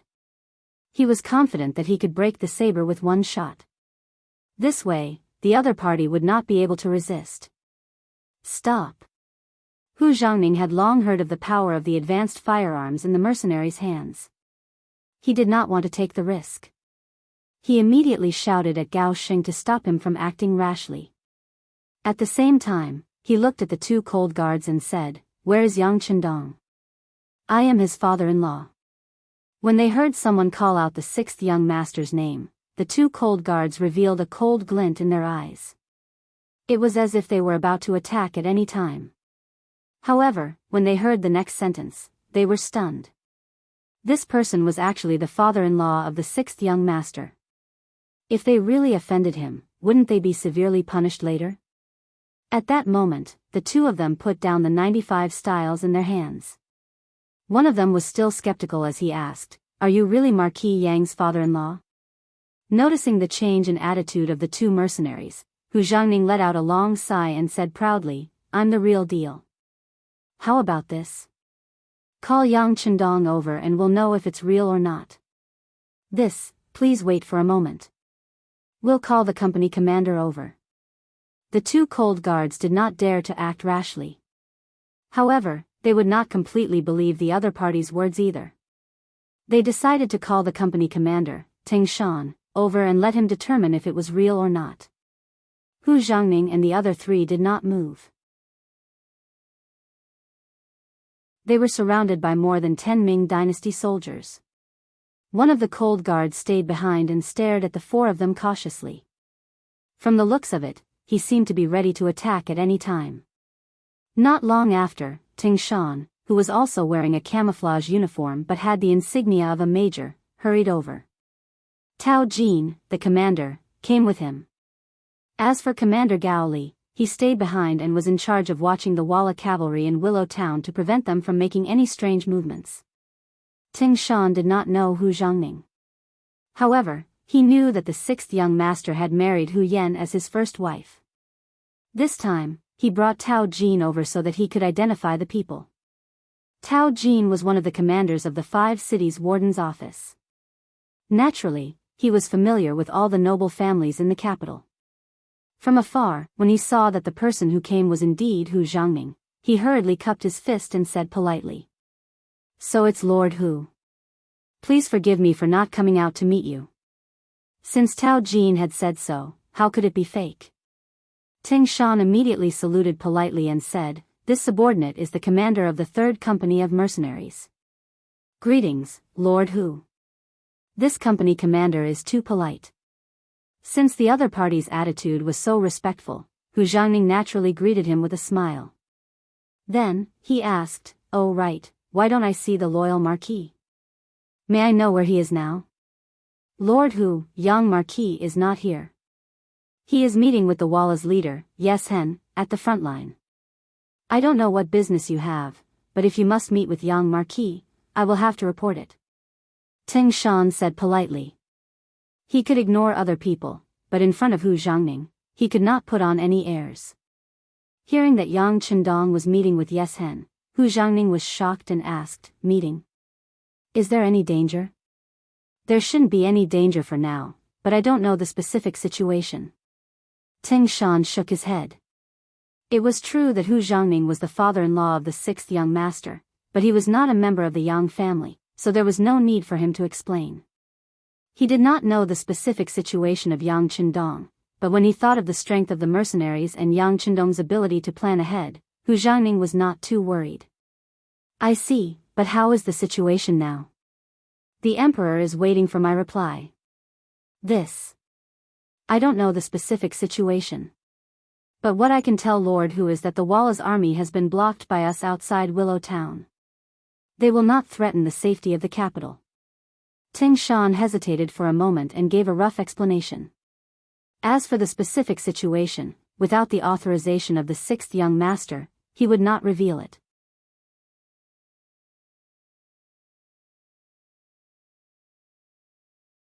Chapter 216. Although he didn't see Yang Chendong, Ting Shan's answer was enough for Hu Jiangning to go back and report on his mission. A satisfied smile finally appeared on his face. Hu Jiangning quickly returned from the capital. He brought back the information he had gathered from the front line and the scouts he had sent out. He also explained in Ting Shan's words that he had no choice but to detain the scouts to prevent anyone from leaking information about the battlefield. He asked for the emperor's understanding. Zhu Qiyu was indeed a little angry about the scouts being detained. But when he thought about how he still had to rely on Yang Chendong for the front line, how could he take such a small matter to heart? Especially when he heard Hu Jiangning say that the Walla army had been successfully stopped and that the capital was no longer in danger, he immediately breathed a sigh of relief and laughed with joy. Not only Zhu Qiyu, but the other important officials were also very happy when they heard that the capital was no longer in danger.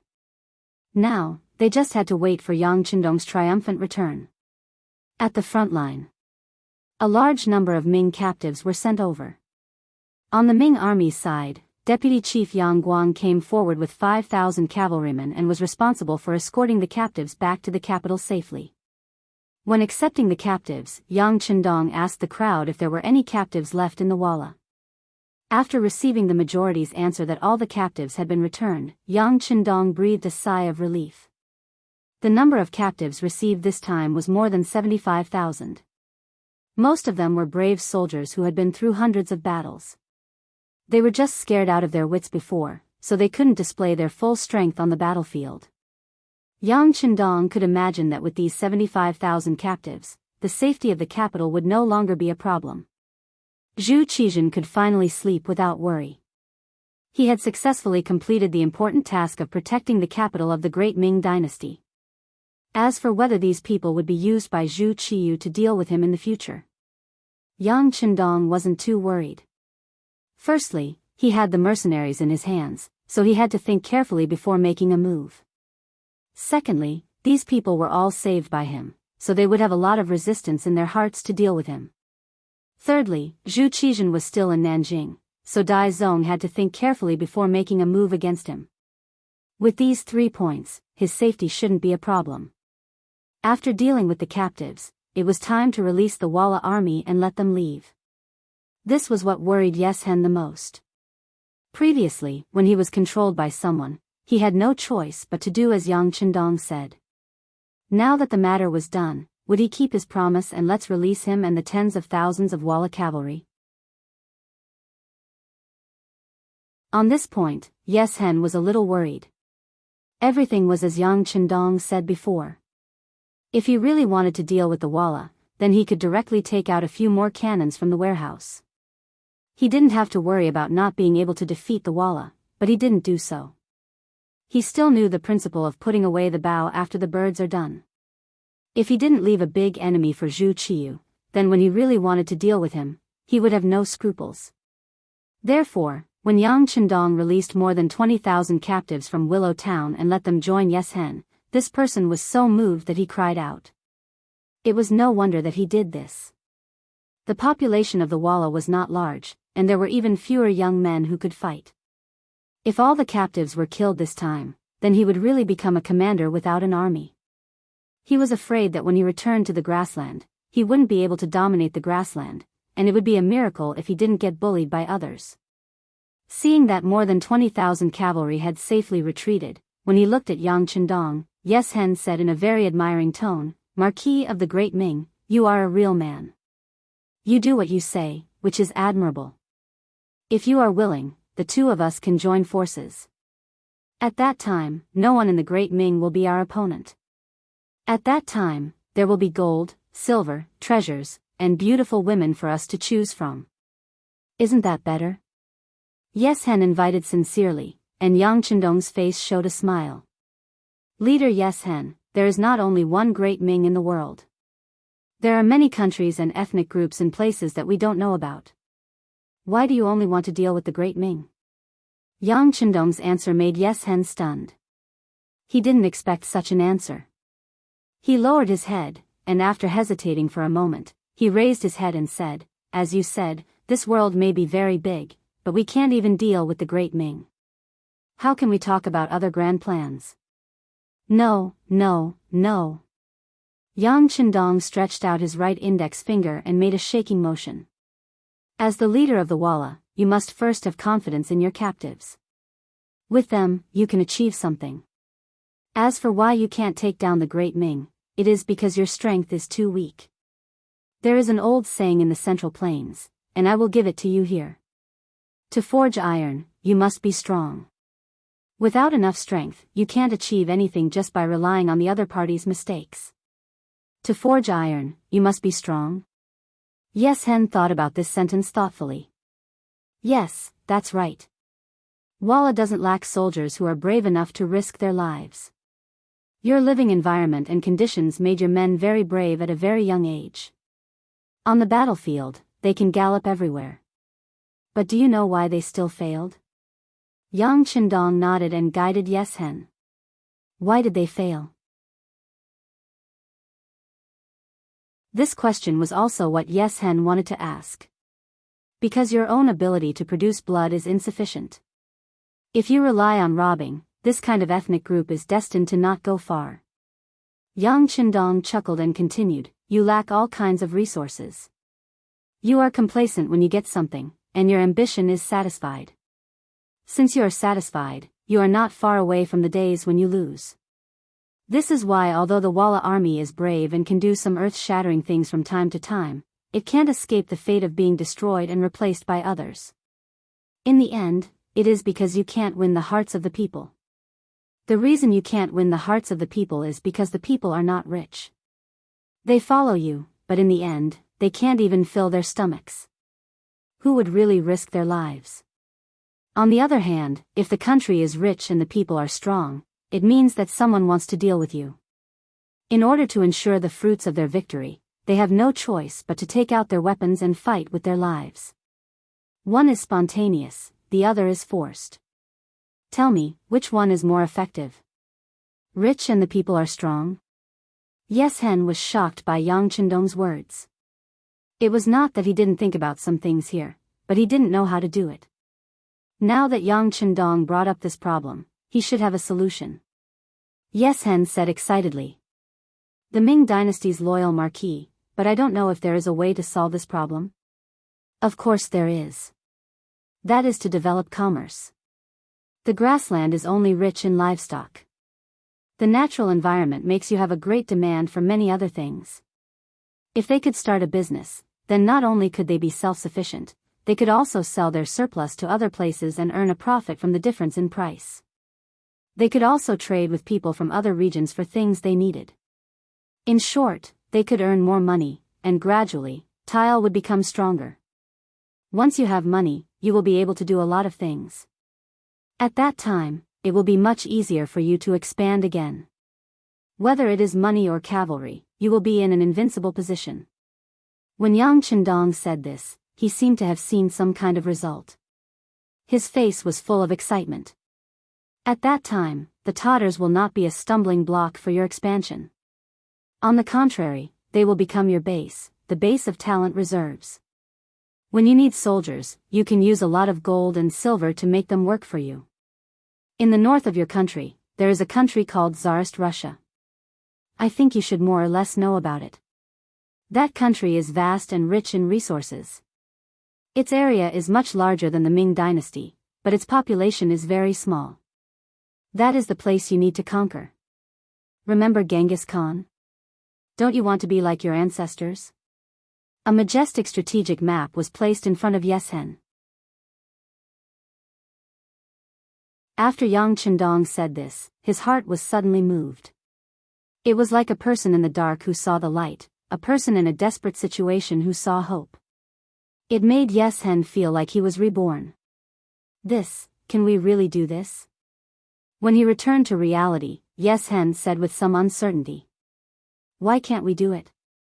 The reason why the Ming dynasty has such a vast land and the prosperity of the people is the result of trade. If this is the case, why can't the Walla do it? Yang Qindong did not answer directly. Instead, he asked Yes Hen a question in a rhetorical way.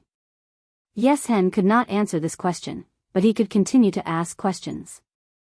So, does the loyal marquis want the Walla and the Ming dynasty to stop attacking each other and resume trade? No. Yang Qindong shook his head. It is to establish trade with Marquis. This time, I'll be the one providing you with the goods. It won't be as simple as before, where I'll set up a horse farm to exchange for the goods you need with the Central Plains people. Instead, you will use silver to buy the goods I provide at a low price. Finally, through your hands, you will sell them at a high price. At that time, you will find that doing this will allow you to earn more silver. Then, you will be able to buy more things and do more things. In the end, Yang Qindong revealed his purpose. At the end of the day, Yang Qindong wanted to sell his goods and earn more silver to develop himself. At the same time, he wanted to increase his reputation. If he were to do the business himself, the speed would be too slow and the risk would be too great. If he really sent the Leng Feng to protect him, he did not know how much manpower he would have to put in. This was not proportional to what he would gain. At least for now, there were not many Ling Feng, so he could not split himself up.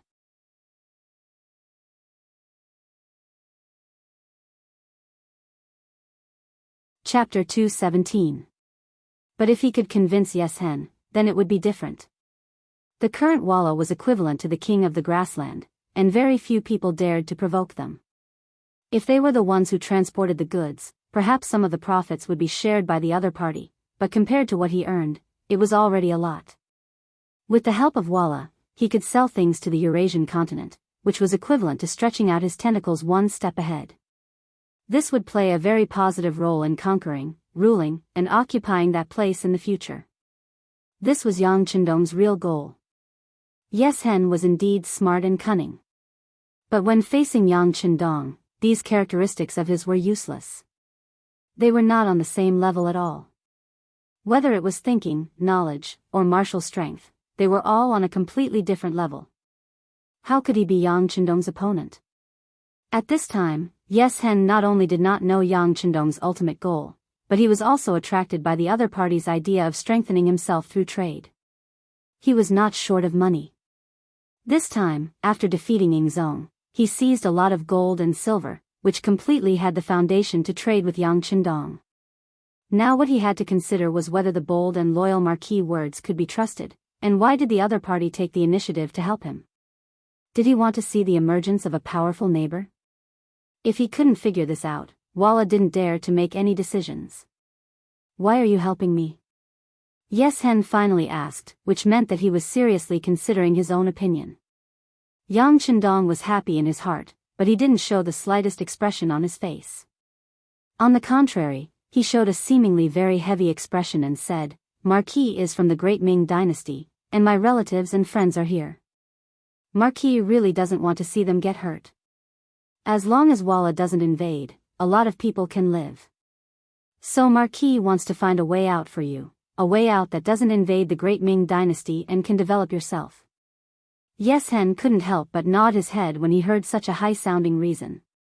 Obviously, as a Walla, he did not want his people to be invaded by other countries.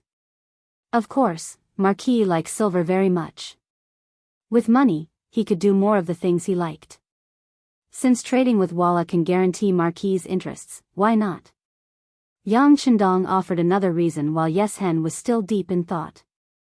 Compared to the first reason, the second reason was much more practical. It also made Yang Chendong look more like an ordinary person. Ha ha ha. Hearing that, he burst into laughter. Obviously, this second reason was more persuasive and moved him. Because of this, he chose to believe in Yang Chendong. His loud laughter set the tone for the trade between the two sides. Then, they each put forward some requirements and conditions. For example, Yeshen's requirement was that the things Yang Chendong provided must be easy to sell and practical. If it was flashy, they had the right to refuse. Also, they could choose not to attack the Great Ming dynasty, but if the Great Ming dynasty took the initiative to find trouble with them, then they could not blame him for fighting back. Yang Chendong naturally agreed to Yeshen's requirements. But at the same time, he also put forward his own requirements. For example, after the goods arrived, they had to pay immediately. They were not allowed to owe anything. This was the basic integrity of a businessman. Also, he did not allow anyone from Walla to have any ideas about his goods and caravan. Not only that, they also had the responsibility and obligation to ensure the safety of the caravan. If the goods were intercepted and the Walla could not give an explanation, then he would use the heavenly thunder again. At that time, it would not be as simple as exchanging captives. It could be imagined that under the irresistible heavenly thunder, it was unknown whether the Walla could survive. Each side put forward their own requirements, and in the end, the Economic Association came to a consensus. With this matter settled, Yes Hen excitedly left. Yang Chendong also turned and returned to the capital of the Great Ming dynasty. More than 70,000 Great Ming captives had been rescued. This would allow many broken families to be reunited. And all of this was because of Yang Chendong. On the way back, news of this matter would spread, causing these people to thank the loyalty marquis from the bottom of their hearts. This great hero who had saved them from fire and water, their great benefactor. The capital of the great Ming dynasty. The 12 city gates were opened, and the news spread to the capital. When the common people learned that more than 70,000 of their loved ones had been rescued, the streets were packed with people. They wanted to see if the rumors were true. And they also wanted to find their loved ones in the crowd. The first to enter the city were the soldiers of the 5 cities' warden's office. A total of 5,000 people, all of them holding their heads high and puffing out their chests, appeared to be in high spirits. In the past, they had played the role of maintaining law and order in the city. Most of the time, they were the thugs of some privileged classes and nobles, helping them bully the common people. It could be said that they were hated by the common people. But this time, it was completely different. He was returning to the city as a hero. Naturally, the welcome he received was extremely sincere and warm. When they saw the people on both sides of the road sincerely welcoming them, the soldiers of the 5 cities' warden's office were also moved.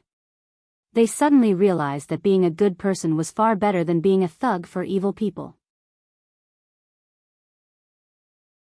After the soldiers of the 5 cities' warden's office entered the city, Yang Guang's 5,000 cavalry followed. In this battle, they did not fight a single battle with the Walla cavalry.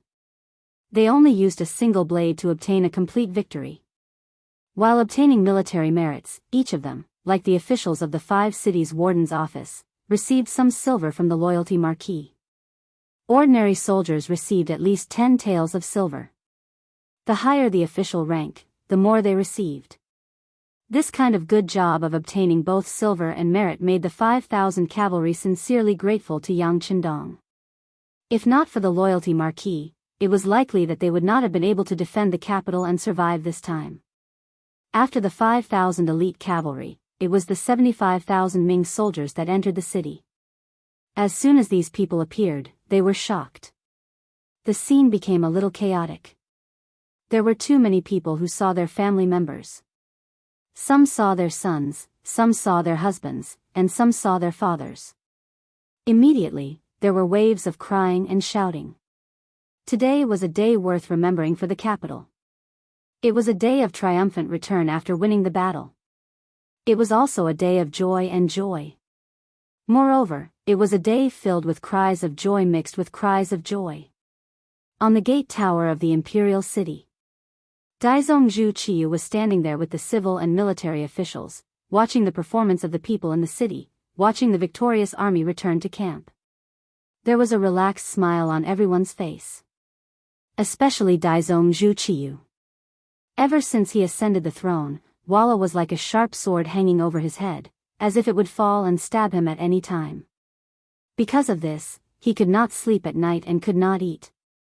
It was as if he was afraid that one day he would be defeated like his brother, Daizong Zhu Qizhen. Now, Walla had retreated, and it was a very happy retreat. The battle report from the front said that they were retreating quickly.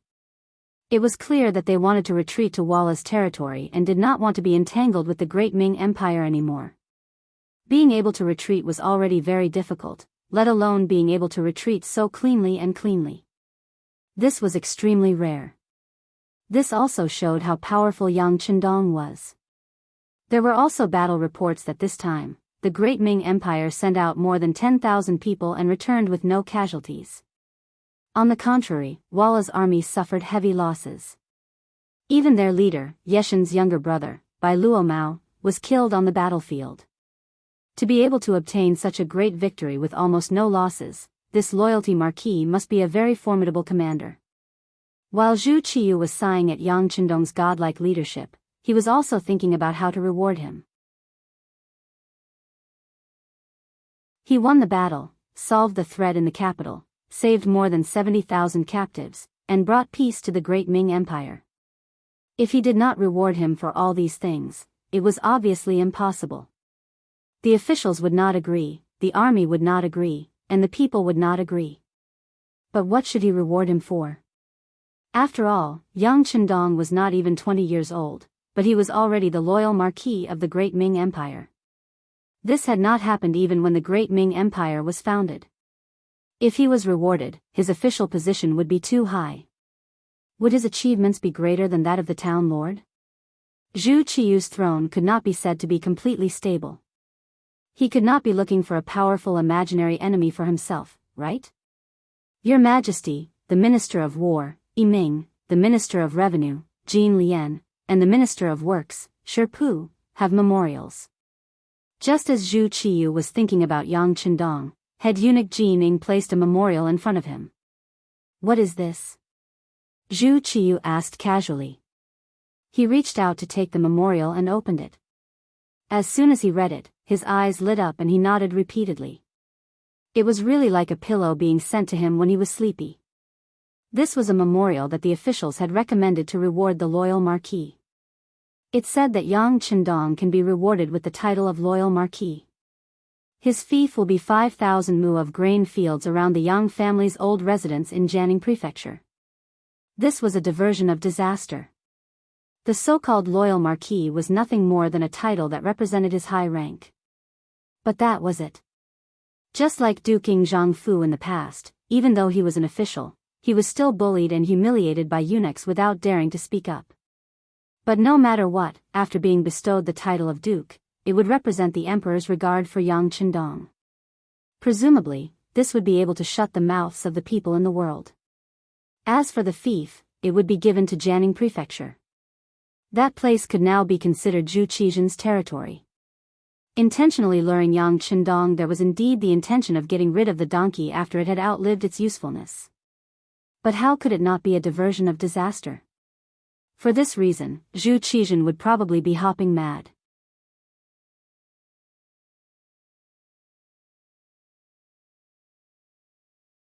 Chapter 218. It could be said that this memorial was very much in line with Zhu Qiyu's thoughts. He immediately approved the memorial. Using the red pen that Jining had prepared, he approved it and the matter was settled. It was worth mentioning that Zhu Qiyu had originally wanted to announce the edict in front of all the officials. However, Yang Qindong did not appear after winning the battle. Perhaps he wanted to keep a low profile. However, no one knew that he did not want to see Zhu Qiyu. Otherwise, he would have to kneel and kowtow. With his current strength, there was no need for him to be so humble. Yang Qindong did not come to see the emperor. The imperial edict had to be announced by someone else. It just so happened that Jining had some matters to discuss with him. She accepted the task and brought a group of embroidered uniform guards and young eunuchs to Yang Manor. The battle was over. Yang Qindong's goal had been achieved. Because of this, they were fortunate enough to follow the sixth young master to Yang Manor. By the time Jining arrived, everyone was having a meal. When Yang Si, who was in charge of guarding, saw that it was Jining and the others, he quickly reported the situation to Yang Qindong. They're here so quickly. Yang Qindong, who was drinking wine and eating meat with Leng Feng and the others, chuckled. He casually waved his hand and said, "Then why don't we invite them here to announce the edict?" Here. A trace of worry flashed through Yang Si's eyes. Like a shadow, Tiger Vmain, who followed beside Yang Qindong, knew what Yang Si was worried about. It was none other than Leng Feng. If they saw that their sixth young master had to kneel to someone else, it was inevitable that they would not be able to accept it and cause trouble. In fact, how could he not have such worries? However, since this was the sixth young master's intention, there was no room for doubt. He immediately glared at Yang Si and said, "If the young master tells you to go, then go. Why are you being so long-winded?" Yes. Yang Si saw that Tiger's mane was angry. It was said that they were usually under this person's management. After a trace of panic appeared on his face, he agreed and left.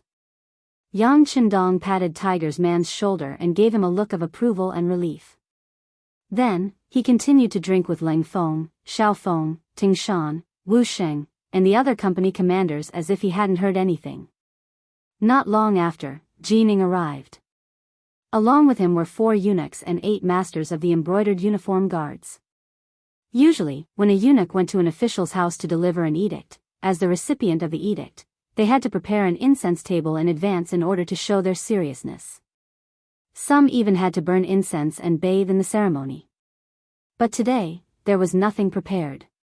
Yang Chendong was still wearing his casual and elegant green robes. He didn't wear his official robes, and the incense table wasn't set up. When Jining saw this, she couldn't help but frown. But it was only a slight frown, and she quickly relaxed. It wasn't for any other reason than the fact that the Yang family square was filled with mercenary soldiers in camouflage uniforms. Although there were only 400 of them, their combat power was unimaginable.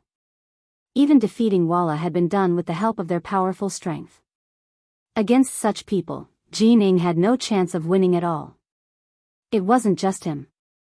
Even the 8 masters of the embroidered uniform guards that he'd brought with him were on full alert. It wasn't that they were dissatisfied with Yang Chendong's lack of preparation before receiving the edict, but they were worried that these mercenaries would suddenly go on a rampage and hurt them. "Oh, it's Eunuch Jean. Come, have a drink with Marquis and the other meritorious officials." As soon as Jining appeared, Yang Chendong secretly observed her reaction. He found that she was indeed a little displeased, but she quickly suppressed her displeasure. Yang Chendong smiled inwardly. He wanted to use this method to remind him that he wasn't an ordinary marquis. There were some rules that couldn't be applied to him. If something went wrong and he went on a rampage, everyone's face would be ruined. Yang Chendong greeted Jining as if he were drunk. Jining couldn't help but look a little embarrassed. He wanted to scold Yang Chendong for not following the rules, but he didn't dare do so in front of all the mercenaries. He could only comfort himself. They had just won a great battle, so it was only right that they celebrate together. There was no need to argue with someone who was drunk. "Loyal Marquise, the Emperor has an edict for you. Please kneel and receive it," Jining said with a fake smile. He didn't directly respond to Yang Chendong's invitation to drink. Subconsciously, he seemed to be saying, "We aren't on the same side, so there's no need for us to drink together." "Oh. There's another imperial decree, but His Majesty is going to reward this marquis again." Ha ha ha. Since he was drunk, it was not a problem for him to act a little wild. He immediately laughed and stood up. Perhaps it was because he had drunk too much, but when he stood up, he almost lost his balance. If not for Hu Mang, who was standing at the side, who was prepared and supported him, he would have fallen to the ground in an embarrassing manner. "I, Yang Chendong, accept the edict." Yang Chendong shrugged his shoulders and shook off Hu Mang's arm that was on his body. With a plop, he fell to the ground, giving people the feeling that he was prostrating himself on the ground. Because of Jin Ying's appearance, all the mercenaries in the courtyard had stopped drinking and eating. The atmosphere had become much colder. But now, Yang Chendong had suddenly fallen to the ground and knelt to receive the edict.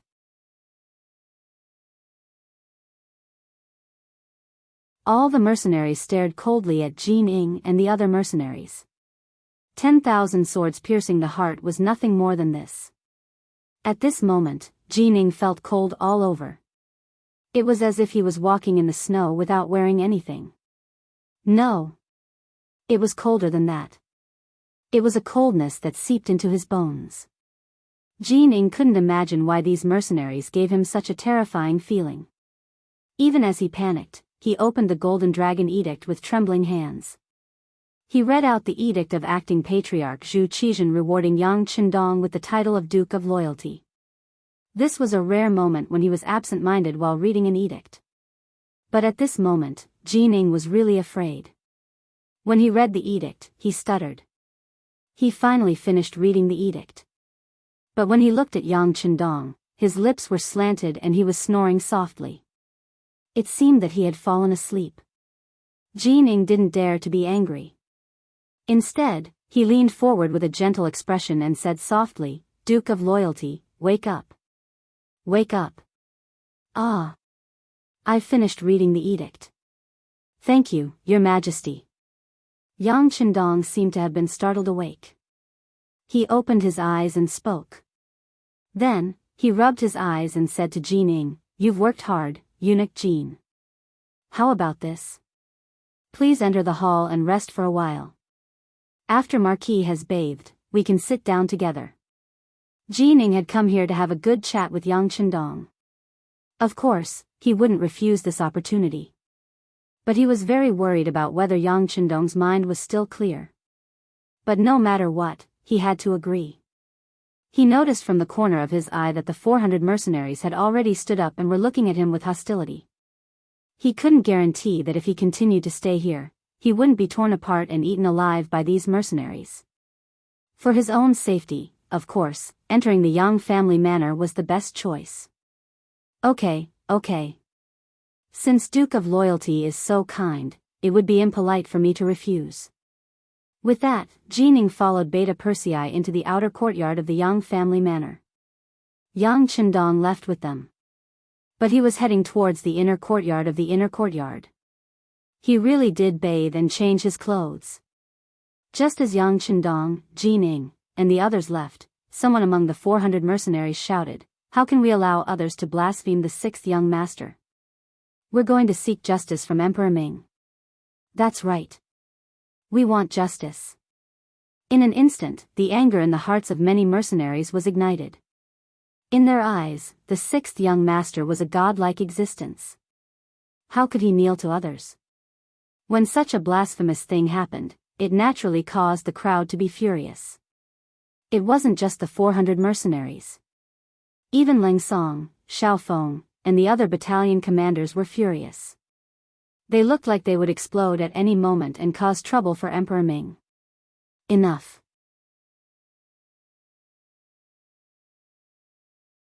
Everyone, sit down. A loud roar came from Hu Mang's mouth. This time, he didn't leave with Yang Chendong. He had stayed behind to stabilize the situation. Even though the two of them hadn't communicated before. But after interacting with each other for so long, they already had a tacit understanding. When Yang Chendong left just now, he had given him an inconspicuous look, which made Tiger's man understand what to do next. With Tiger's man's shout, all the mercenaries' gazes fell on him. But when they saw Chief Tiger's body tremble, the anger in their hearts seemed to have been extinguished. But because they were angry, they didn't sit down immediately. What? If you don't listen to me, that means you don't listen to the sixth young master. Don't tell me you want to leave Cold Edge. Very well, if anyone wants to do that, step forward. I can do as you wish right now. Seeing that none of the mercenaries, including Leng Song and the other battalion commanders, sat down, Tiger's man's eyes narrowed into slits. His anger was obvious. When they heard that they were going to be kicked out of Cold Edge, everyone's morale instantly dropped. Ever since they joined Cold Edge, there was a saying that followed them. Once in Cold Edge, always in Cold Edge. This was an honorable title that no one else had the right to take away. Unless they had committed a grave mistake, they wouldn't be kicked out of the meeting. But this someone else did not include the founder of Cold Edge, Yang Chendong, or the former head instructor, the current chief of the security bureau, Tiger's man. Everyone who joined Cold Edge knew of the sixth young master, Yang Chendong. Similarly, there weren't many who didn't know of Chief Tiger's man. It could be said that in the entire Yang Xianu army, if Yang Chendong was the Nan Boan, then the second place would definitely be Tiger's man. This position was hard to replace, no matter how many contributions others made. For example, the only army commander, Leng Song, would feel inferior when he saw Tiger's man.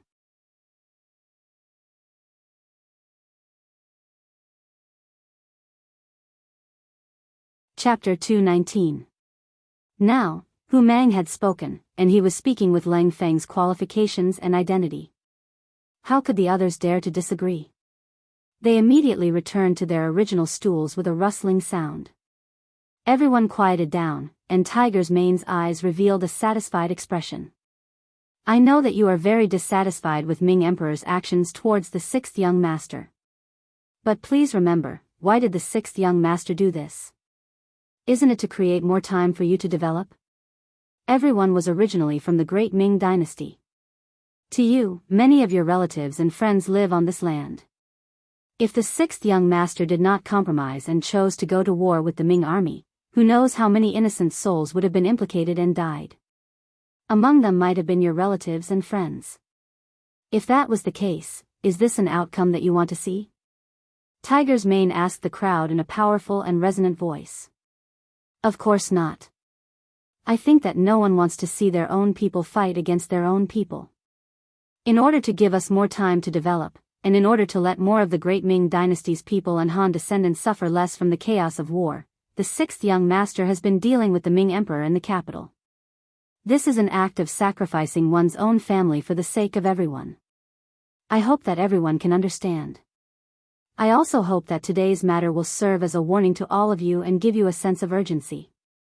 If we can strengthen our strength earlier, then the sixth young master can avoid this punishment.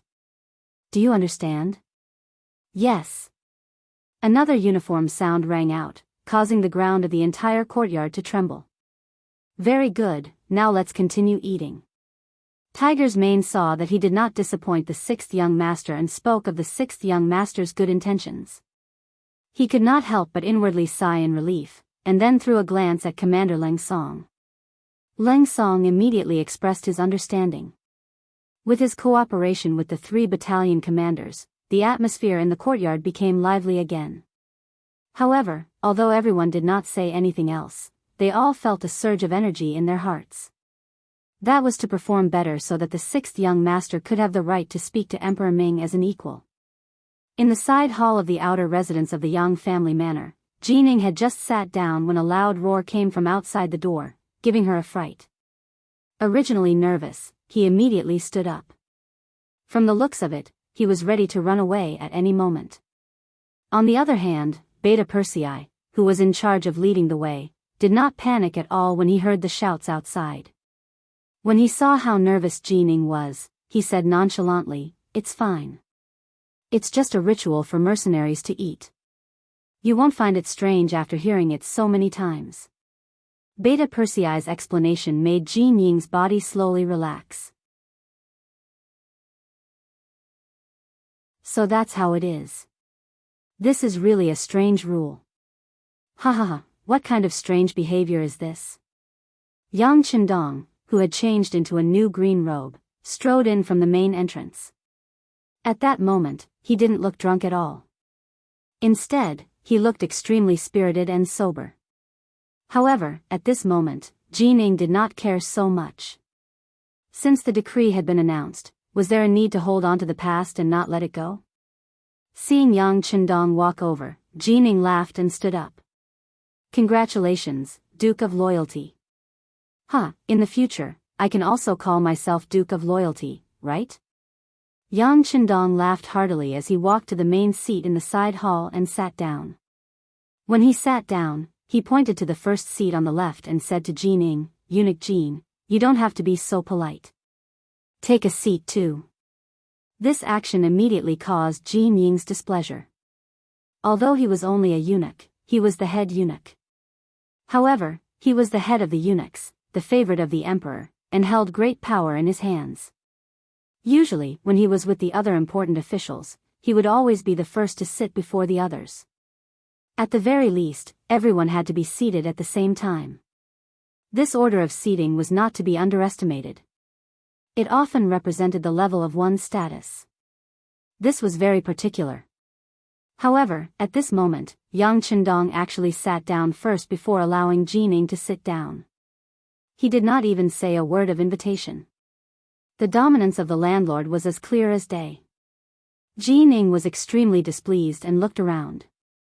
When he noticed that there were only Yang Qindong and Beta Persei in the room, he thought that it would not be a loss of face if no one else saw him. Thus, he suppressed the anger in his heart and slowly sat down. Yang Qindong had deliberately neglected Jining in order to suppress the other party's power. Now, it seemed that everything was going smoothly. With a certain amount of authority, Yang Qindong began to negotiate with Jining.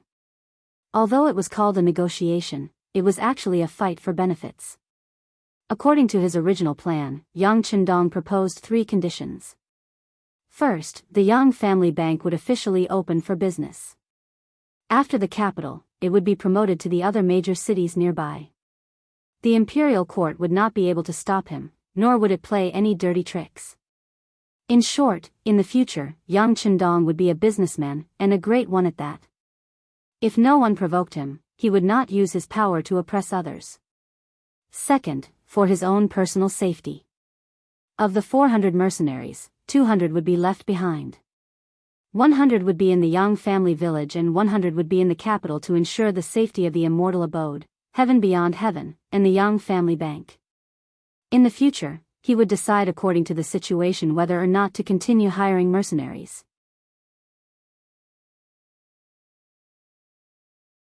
On this point, Yang Chendong showed that he was rich and imposing. Third, Yang Chendong would not attend court, nor would he participate in court politics. He would also not participate in the matters between Dai Zong and Ning Zong. He wanted to become a third party with a transcendent status. As for these three conditions, Dai Zong had already agreed to the first condition and had even said that he would deposit 500,000 taels of silver into the Yang family bank. There was no need to discuss it further. Ji Ning agreed immediately. As for the second condition, he could not doubt it either. The other party had money and could hire mercenaries, which could only make others envious. It was on the third condition that Ji Ning was dissatisfied with. She made a request on behalf of Dai Zong. That was, since he was the Duke of Loyalty and Courage, he should be on the side of Dai Zong. I saved Ning Zong's life. It is impossible for me to completely cut off my relationship with him. Dai Zong has also treated me well. It is already not easy for him to not help either side. There is no need to say anything else. Yang Chendong shook his head and spoke with a resolute attitude. Ji Ning could see that Yang Chendong had no intention of backing down on these three conditions. After hesitating for a moment, she thought about how Walla had already retreated and did not need Yang Chendong to act for the time being. Since that was the case, not helping either side was not a bad choice. There was no harm in agreeing. But if she agreed, Ji Ning also raised three conditions. First, they would not help either side. Yang Chendong was only the Duke of Loyalty and had no other authority. Even his previous position as the commander of the embroidered uniform guards had to be removed. Since he was going to retire, he might as well retire completely. Second, Yang Chendong was not allowed to interfere with Dai Zong's relationship with the mercenaries. Ji Ning was very clear on this issue. He even said that he already knew that the Duke of Loyalty and the leader of the mercenaries had a good relationship. Ji Ning thought that after she said all this, Yang Chendong would at least look embarrassed and would even give an explanation. Unexpectedly, young Master Yang had no intention of speaking at all. Instead, he continued. Let's talk about the third condition. The reason Yang Chendong did not care so much was naturally because he had purposely revealed everything that Ji Ning knew. Based on the fact that he had a good relationship with the leader of the mercenaries, it was clear that Ji Ning was ignorant. In reality, it was not just a good relationship. They were the same person. Alright, the third condition is that since you are a merchant, you have to pay business taxes. This is also a matter of course. Of course, the Great Ming Army and embroidered uniform guards who have received the money will also protect the Yang family's business. Jean Ying's face was full of smiles. She seemed to be saying that if you pay taxes, you will naturally be protected. If you don't pay taxes, then sorry, but don't come looking for us when someone causes trouble. Yang Chendong had already considered the matter of paying taxes. He had even thought of a countermeasure. However, since Ji Ning had brought it up, he still had to fight for the rights and benefits. Oh, then how does eunuch Jin intend to collect the taxes? The Great Ming's laws require that agriculture be taxed at a 30:1 ratio, Ji Ning said in a probing tone. This was the result of a discussion with the Minister of Revenue, Jin Lian, the Minister of War, Yi Ming, and the Minister of Works, Shi Pu. The three ministers all agreed that if they wanted to curb Yang Chendong's development, they had to collect business taxes. In this way, not only could they obtain a large amount of money to fill the national treasury, but they could also hinder Yang Chendong's development. In the Grand Great Ming, there was actually someone who could earn money faster than the country. If they didn't use any methods to restrain him, it would be incredible. That's impossible. Yang Chendong shook his head straightforwardly. I will not accept a 30:1 ratio. Yang Chendong's reply was so straightforward that it immediately checkmated Jining. His face was first filled with anger, angry that Yang Chendong's attitude was so resolute. But when he thought of the benefits that could be obtained from this matter, he immediately said, "Fine, then I don't know what the Duke of Zhongdan's opinion is. How much business tax should be collected?" Yang Chendong appeared to be deep in thought as he said, "Although the laws of the Great Ming don't stipulate it, in reality, the rich and powerful don't have to pay taxes when they do business. It's just like how scholars don't have to pay taxes when they farm. Right now, you want to collect business tax from me. No matter how much you pay, it's not appropriate, right?" How could Jining not understand the logic behind this? However, who told other people to do business and farm to support their families, but Yang Chendong was using this to develop his power? For example, the mercenaries he had hired were 200 people. According to the standard rate, it would cost 2 million taels to hire them. Looking at the entire Great Ming, there was probably no one else other than Yang Chendong who could take out this amount of money so easily. Even the imperial family would feel heartache if they took out this amount of money.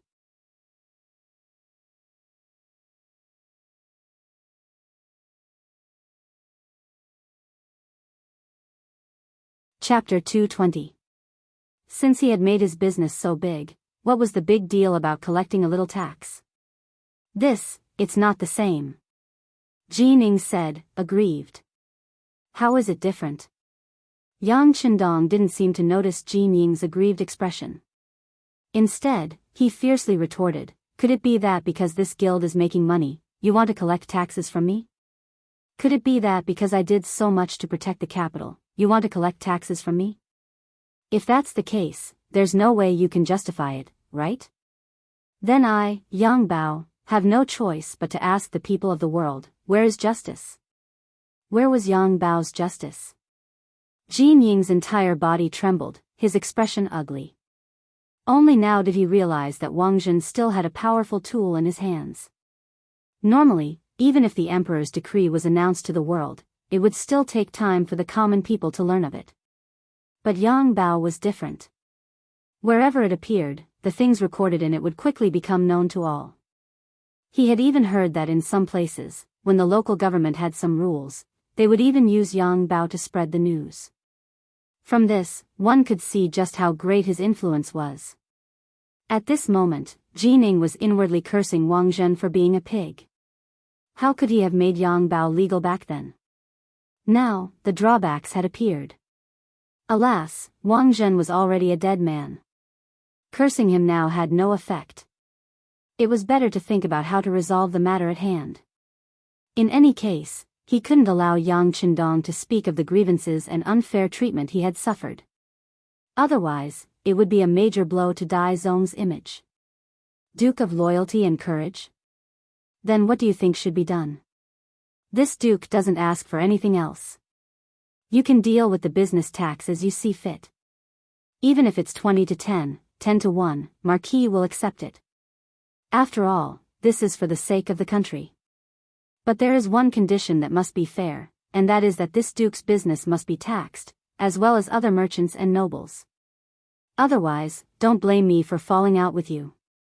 Yang Chendong kept saying that he was willing to pay an enormous price for the sake of the country, but his last request left Jining in a difficult spot. Yang Chendong was asking for fairness, and there was nothing wrong with this. However, if he really did that, he would offend countless influential people. In the past, when Ingzong was here, he only said that he wanted to collect taxes, but he never carried it out. What's wrong? Now that you've taken the throne and won the battle to defend the capital, you want to make an example out of the nobles and merchants? Isn't this a little too quick to get rid of the donkey the moment it outlived its usefulness? He thought that if he really took 30 to 1, he would lose the support of the people very quickly. Who knows how many people would go to Nanjing to seek refuge with Ingzong?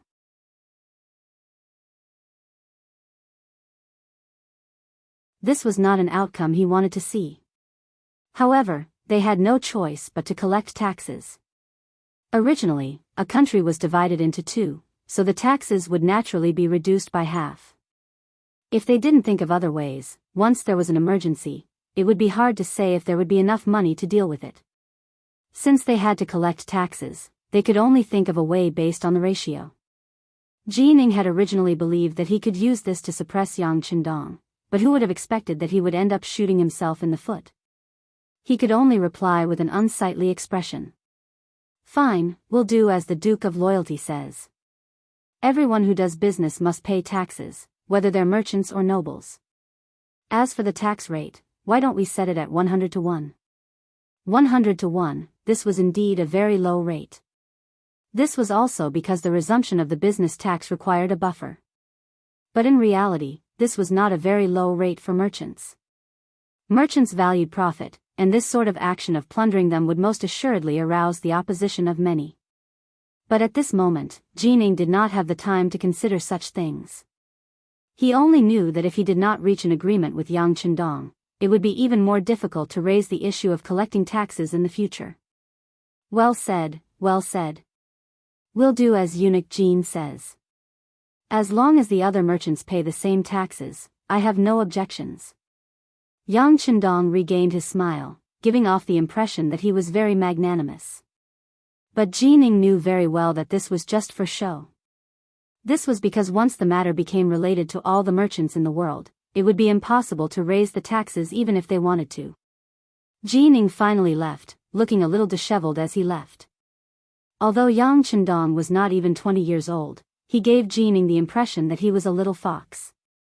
It was as if this person knew how to read and already knew what he was going to say. He had already prepared countless countermeasures. He was really worried that if he continued to stay here, he would accidentally fall into the other party's trap and would have to pay a certain price. Fortunately, the trip to Yangjia village was not completely fruitless. Putting aside the agreement he had reached with Yang Chendong, when he left the village, Jining saw Ling Song, the leader of the mercenaries, waiting by the roadside. When he saw Ling Song standing by the roadside in his camouflage uniform, Jining hurriedly stopped the sedan and welcomed him with a joyful expression. Oh, it's Leader Leng. I didn't know you were waiting here. I've kept you waiting. It's fine. Leng Song said expressionlessly, I've been waiting here for Eunuch Jin to fulfill my promise with you. Now that the war is over, when will the 1,000,000 tons of copper and iron that Emperor Ming promised be delivered? I've already prepared the advanced firearms that you requested.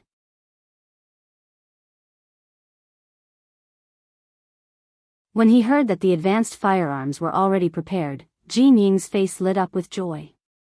Well said, well said. The 1,000,000 tons of copper and iron have already been prepared. But how will we transport them out? That's simple. You can use the Yang family's commercial transportation system to transport them out. I've already discussed this with the Duke of Loyalty, Leng Song said. Hearing that this had already been arranged, Jining nodded in agreement. All right, then I'll hand them over to the Duke of Loyalty. Oh, right, when will we be able to obtain the advanced firearms that Leader Ling mentioned? Knowing that this was what Jining was concerned about, Ling Song said without hesitation, when the copper and iron are transported out of the capital, it will be time to hand over the advanced firearms. Oh, right, there's one more thing that needs to be discussed with Eunuch Jin. This time, we've repelled the Walla's army, but we've also communicated with them.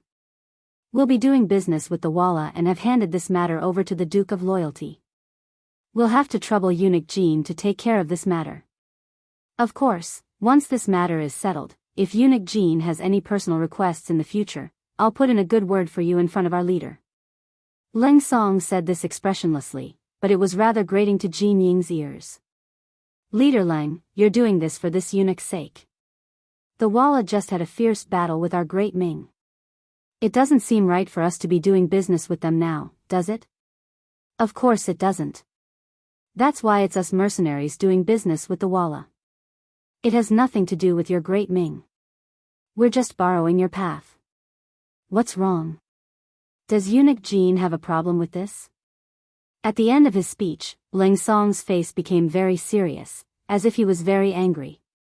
No, of course there's no problem with this eunuch here. It's just that this matter is too big. This eunuch still needs to report this matter to His Majesty and let His Majesty make a decision. Jining wasn't foolish enough to offend the mercenaries, so she brought up Dai Zong's name. It's fine. This leader will still stay in the capital with my brothers for a few days, so we can listen to what your Ming Emperor has to say. But if Ming Emperor doesn't give us a satisfactory answer by the time we leave, then I'm sorry, but I can't guarantee that we won't accept the mission when someone else pays us money to deal with the Great Ming. How could Leng Song not see that Jining was delaying? Since that was the case, he took the initiative to propose a deadline. Jining could tell that there was another meaning behind his words. Leader Leng, you mean that the mercenaries won't attack our Great Ming? It's not that they won't attack, but that Ming Emperor has agreed to our conditions, so he will naturally take care of his business partners.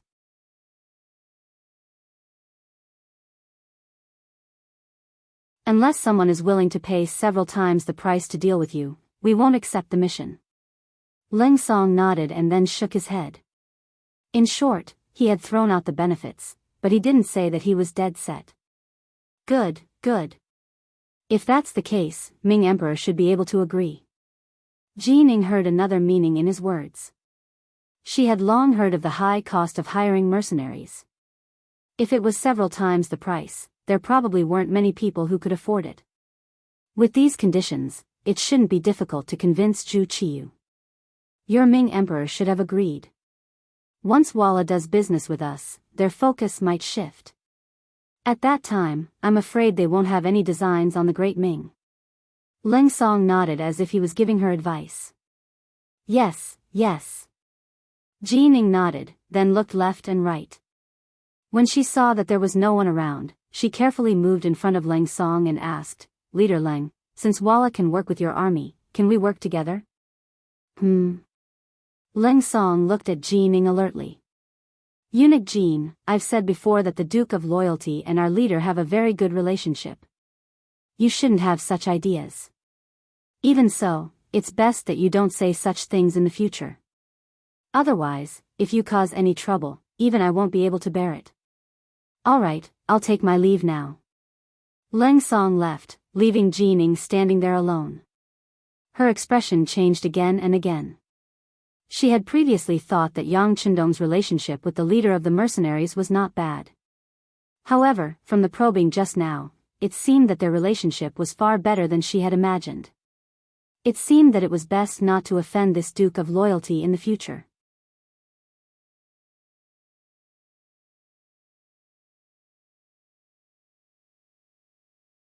Chapter 221. The defense of the capital was a victory. Walla's army withdrew from the capital, from the territory that had once belonged to the Great Ming. Everything seemed calm once more, and the hearts of the people in the capital calmed down. Zhu Qiyu's position as emperor had been secured. With Zhu Qiyu's position secured, Zhu Qizhen became much more impatient. In the imperial palace of Nanjing. With Zhu Qizhen's entrance, the palace was filled with eunuchs and palace maids, and it was bustling with activity.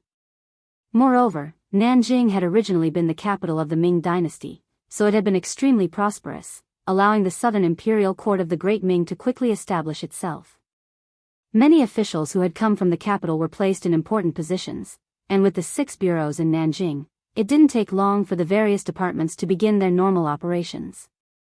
But Zhu Qizhen was not satisfied with all this, because he had just received news from the embroidered uniform guard.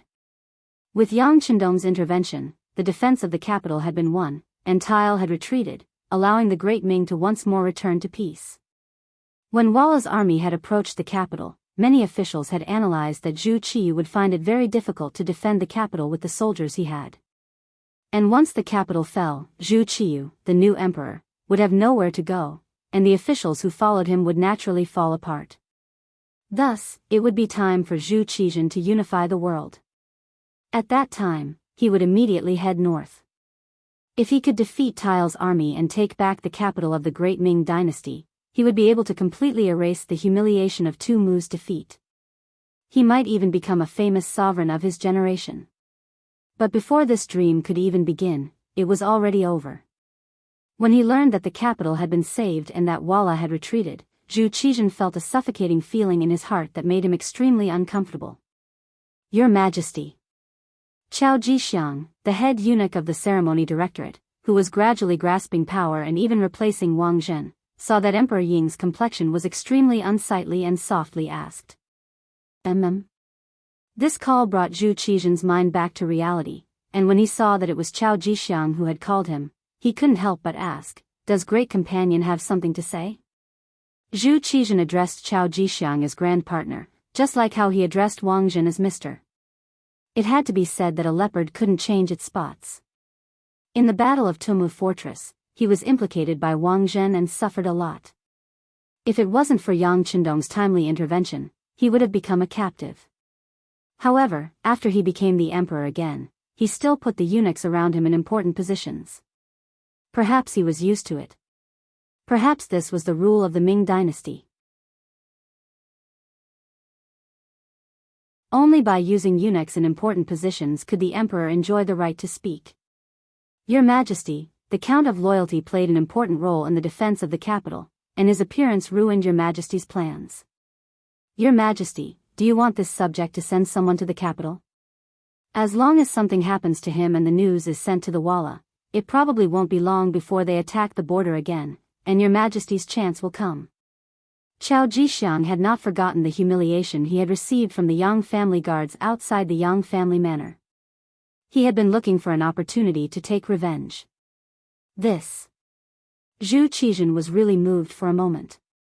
His wish was to reunite the great Ming dynasty, and Yang Qindong had undoubtedly become a strong wall, blocking his dream. If something happened to this person, the situation would probably change very quickly. In this way, his chance might really appear.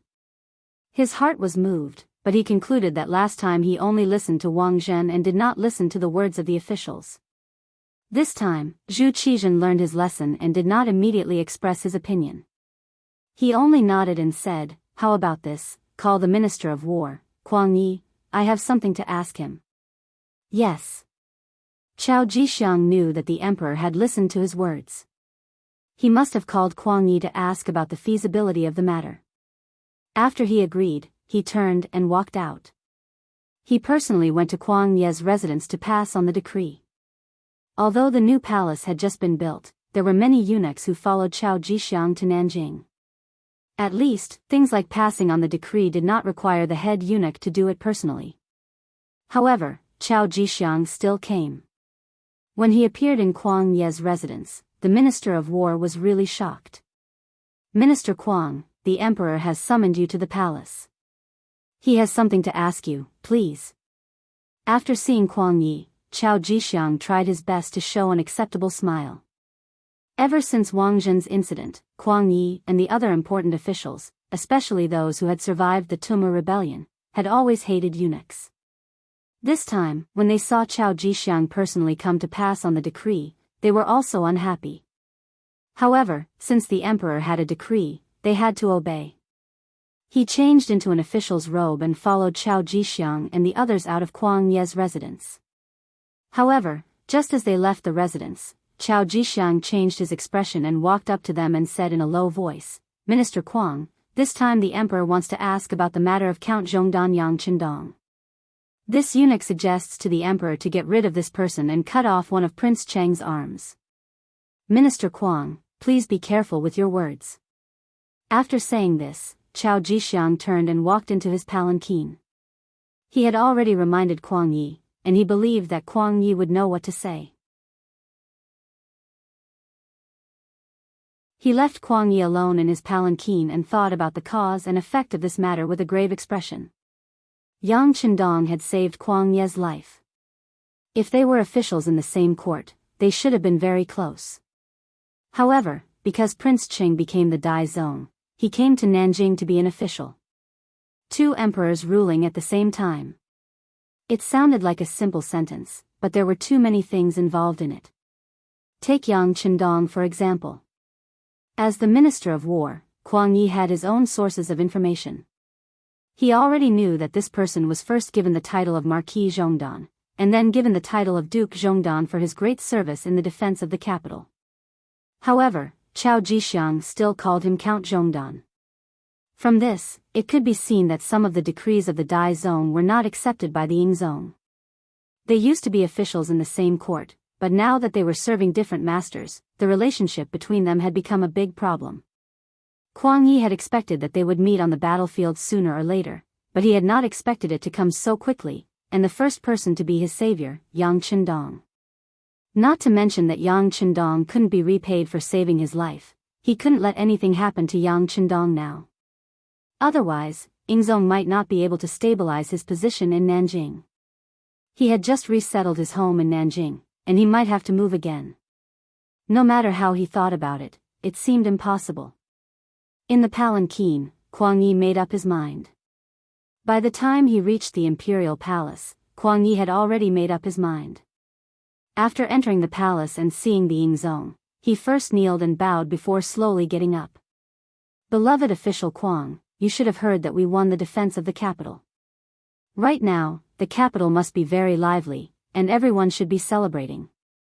As soon as he saw Kuang Yi, Yingzong's face showed a sorrowful expression. He seemed to remember the scene where everyone escaped from the Tumu castle under the protection of Yang Qindong and the mercenaries he hired. Yes. The Duke of Zhongdan blocked the entrance of the Walla and guarded the northern gate of the Great Ming dynasty, giving us more time to recruit, and manage the soldiers. It is a blessing for the country. Kuang Yi said these high-sounding words while paying attention to Zhu Qizhen's expression. Hearing Kuang Yi praise Yang Qindong like this, Zhu Qizhen's face showed a trace of displeasure. The Duke of Zhongdan saved the emperor and is an important official that I rely on. But why did he stay in the capital in the north and not come back? Now, he helped King Yu block the Walla and made his name known all over the world. Isn't this going against me? Because of this, someone advised me to invite the Duke of Zhongdan to Nanjing. If he doesn't agree, we can use extreme measures. Beloved official Kuang, what do you think? When he asked this question, Zhu Qizhen's eyes shone with a cold light, as if he wanted to see through Kuang Yi's heart at this moment. Fortunately, Kuang Yi was prepared. After hearing Zhu Qizhen's words, he did not panic. Instead, he pretended to be deep in thought, first nodding and then shaking his head. Beloved official, what do you mean? Seeing Kuang Yi nod and shake his head, Zhu Qizhen was confused for a moment. Your Majesty, in this official's view, it is not impossible to invite the Duke of Zhongdan to Nanjing, but I'm afraid that he won't be willing to come. The immortal abode, heaven beyond heaven, and I heard that King Yu promised him to set up a bank of the Yang clan in the capital. With so many transactions, I really don't dare to think that he will give them up. As for forcing him to come, I'm afraid that the embroidered uniform guards and the Eastern faction guards won't be able to do it. Your Majesty, please don't forget that the Duke of Zhongdan has the world's most elite mercenaries at his side. If this is done and it doesn't happen in the end, it will be equivalent to offending the Duke of Zhongdan. This official asks Your Majesty, are you ready to fall out with King Yu now? As soon as Kuang Yi opened his mouth, he suddenly asked a few questions, which stunned Zhu Qizhen. He asked suspiciously, Beloved official, what do you mean? Why do you invite the Duke of Zhongdan to fall out with King Yu? Seeing that Zhu Qizhen began to follow his train of thought, Kuang Yi pretended to be very excited and said, Your Majesty, think about it. What is the reason why we can coexist peacefully with King Yu now? Isn't it all because of the mediation of the Duke of Zhongdan in the capital? If something happens to him, there will be no barrier between us and King Yu. Now that the Walla has retreated, King Yu may gather all his forces to deal with us. Even now, the surrounding guards are not all controlled by us. As the Minister of War, this official does not dare to tell Your Majesty that the number of troops we can fight now is less than 50,000. According to the information he had received, 80,000 soldiers from the Bureau of Imperial Guards had been dispatched to the capital to rescue the emperor.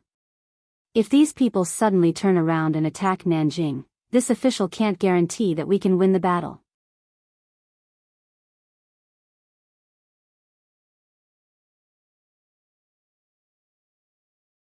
Chapter 222. There was no need for Kuang Yi to say anything else. He believed that Zhu Qizhen would be able to figure it out. Sure enough, when Yingzong said this, his expression changed again and again.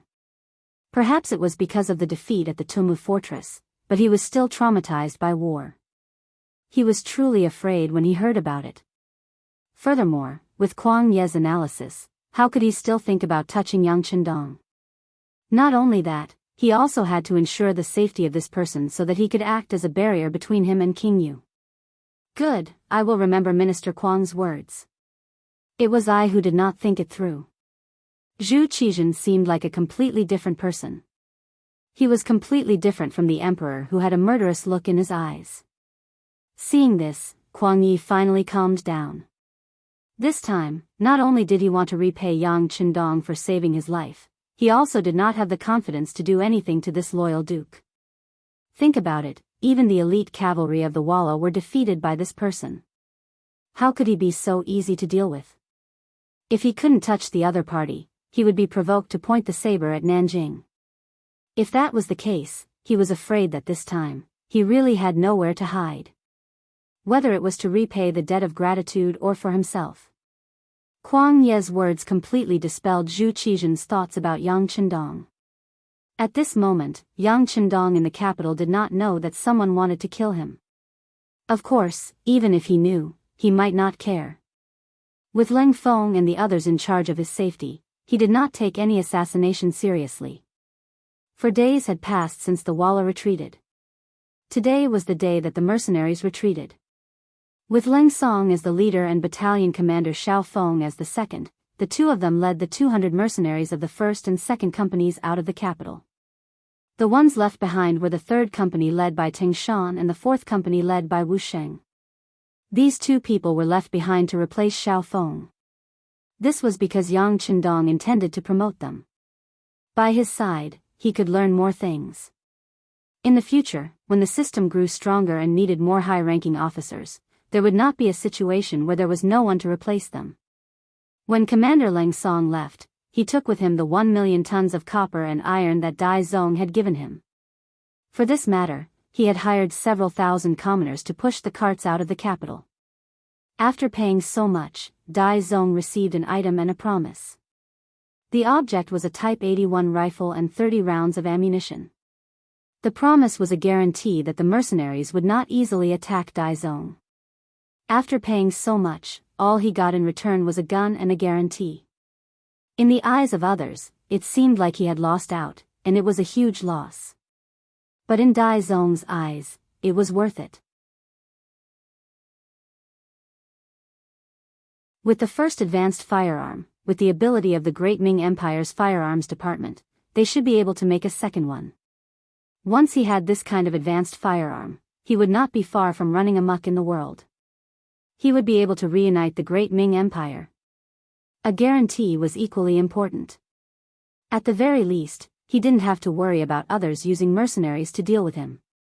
In order to obtain all of this, he only had to pay 1 million tons of copper and iron that he wouldn't be able to use in a short period of time. Of course, it was worth it. Perhaps this was what it meant to turn waste into treasure. Dai Zong was still in a state of ecstasy. He ordered people to hurry up and develop the Type 81 assault rifle so that they could produce results as soon as possible and benefit from it. At this time, the Yang family bank, which was opposite the Immortal Residence and Sky Beyond Sky, had opened for business. Since it was Dong Shuai who made the move, it would definitely be extraordinary.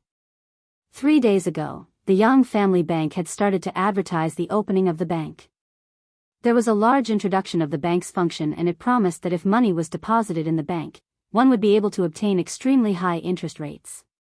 At the same time, it also sent out an invitation to ambitious businessmen who wanted to do business but lacked money.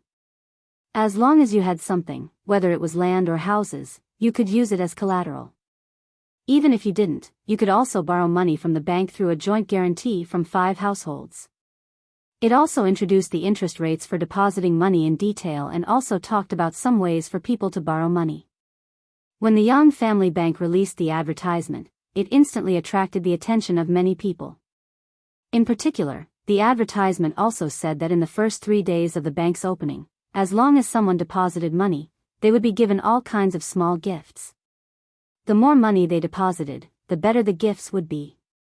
For example, some people didn't have much extra money in their family and could only deposit 2 taels of silver at most. But even so, they could still receive a packet of toilet paper. The market price of this item was at least 2 taels of silver.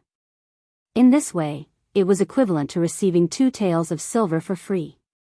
As for the 10 families with the highest savings, each of them would be given a divine object mirror. The first family would also receive 5 sets of extremely exquisite glass cups. Whether it was given away or sold, these were all extremely popular goods. With these as a catalyst, on the morning of the Yang family bank's opening, there was a crowd that blocked the nearby streets.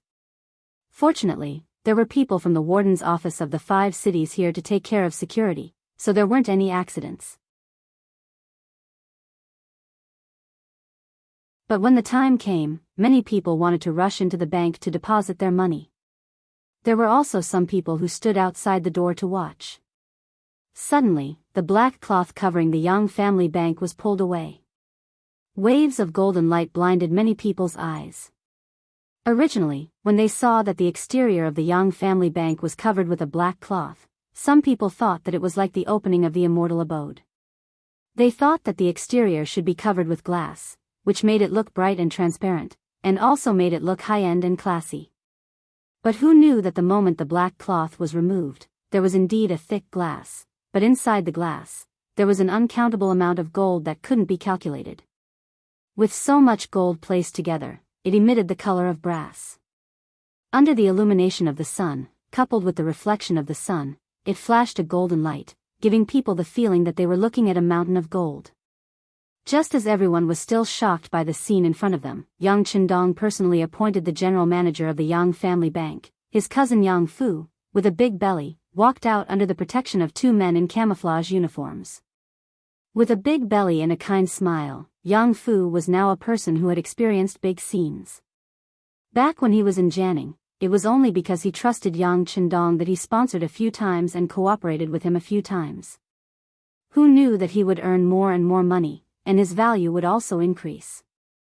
Later on, when he came to the capital with Yang Chendong and managed the immortal abode and heavens beyond heaven, he increased his knowledge. In the past, when he saw a rank 7 official in Jianghu, his legs would tremble. Now, even if he saw a duke, a marquis, a count, or a rank 2 or 3 official in the imperial court, he could still act very naturally. It was because of Yang Fu's ability and his ability to adapt to changes in the environment that Yang Chendong handed the heavy responsibility of the general manager of the bank to him this time.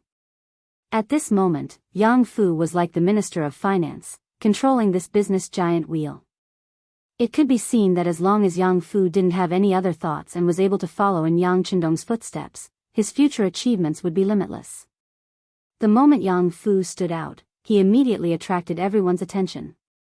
Enjoying the attention of everyone, Yang Fu stood there for more than 10 breaths without saying a word. However, when the crowd quietened down because of his appearance, he coughed heavily and pointed forward. "Everyone, do you see that? The Yang family bank has sufficient gold and silver. This is where our confidence lies, and it is also a way to protect our depositors."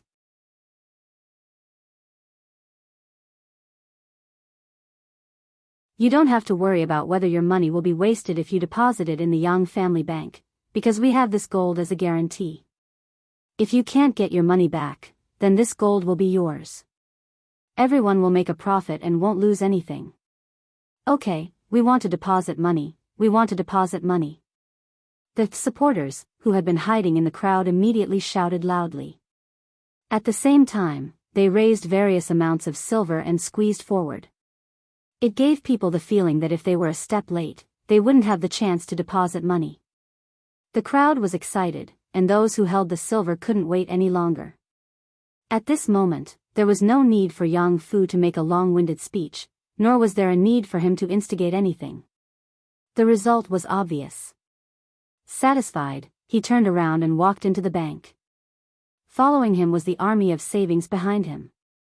In order to ensure that the business was done smoothly, they didn't let people wait for too long and showed efficiency. The entire Yang family bank took up a total of 3,000 square meters. With just this one move, they had to open up 5 or 6 large shops in succession before they could complete the task. It was all thanks to the previous battle that the capital was in a state of panic. This was why Yang Chendong was able to buy these properties at a cheap price. Now, they were all put to good use. In the 3,000 square meter hall, there were a total of 20 counters for depositing and withdrawing money, and 20 large bulletproof glasses were placed there. There were many bulletproof glasses in the warehouse that were prepared for important headquarters and vehicles. This time, Yang Chendong took out some of them. Since this was a bank, when it came to dealing with money, it couldn't be too much to guard against. In short, Yang Chendong wanted to show that not only could he guarantee his own safety, he also wanted to make sure that the scene was grand, so that every depositor could feel at ease. The red ropes leading to the 20 counters had been tied in advance to ensure that each passage was orderly. And there were enough drinks on the side of the passage. Although the ingredients were far inferior to those sold in the immortal abode, this was still the first time the common folk had tasted something so good. For a moment, the demand for the drinks couldn't meet the demand. The hall was bustling with activity, with people coming and going. However many people went out, they would let in as many people as they wanted to, so that there would always be at least 500 customers in the hall. But even the depositors who had deposited money left empty-handed. It seemed extremely relaxed, but at the very least, it was completely different from when they had arrived with money in their hands and arms. But in reality, they were already carrying banknotes of various denominations.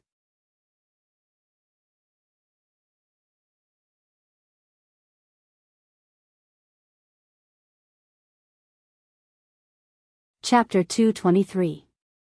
These banknotes were made of carefully selected coin paper. A picture of a soaring dragon was printed on it, and the colors were balanced. More importantly, these banknotes not only had words on them to prevent counterfeiting, but they were also reprinted and suppressed. On the surface, it was impossible to see. Only when one touched it with their hands could they feel the uneven existence. And all of this was made by Yang Chendong, who first found a lot of materials in the large warehouse. Then, he gave them to the munitions factory and printing factory in Qiqian City to jointly produce good things. Many of the processes could not be done by one person, so it was equivalent to an additional safe process. In addition, some of the processes were only available in the large warehouse. As a result, it was impossible for others to forge them. And Yang Chendong firmly believed that with his arrival and the advanced knowledge he brought, science would develop step by step. The gap between the current level of science and technology would only grow bigger and bigger. It would be even harder for others to find an opportunity to catch up and surpass. There were free drinks to drink, free gifts to receive, and countless amounts of gold as guarantees. In addition to the light and simple banknotes, the Yang family bank became popular on the first day. It opened until the sky turned dark, and when it had to be forced to close, it had already absorbed a total of 7 million taels of silver. The good news was quickly sent to the Yang family manor 15 li south of the city. Without the danger of war, the Duke of Loyalty, Yang Chendong, returned here. For him, it was more reassuring to not live in a territory controlled by others. Without the threat of war, Yang Chendong spent the past few days with Hu Yan and Xiao Yin in addition to dealing with his daily work. In Hu Yan's words, Lu Lang was not young anymore. Her older brother and some of her friends had already become fathers when they were at his age. Since he had such a large family property, of course, he had to have enough people to carry on. So, after discussing with Xiao Yin, he pestered Yang Chendong every day when he was free, in order to give birth to the next generation as soon as possible. Yang Chendong really didn't understand. He was less than 20 years old. Why was he in such a hurry to have a child? His parents' bodies hadn't fully developed yet. What was the benefit of having a child in a hurry? Fortunately, Lady Xue and Lady Xiang were busy with their work. They were arranging the scene where the god of war Yang Chendong defeated the Walla's army. Besides, people who worked in the arts did not want to have children too early. Otherwise, their bodies would change. With 2 less people, Dong Shui could calmly deal with the 2 women.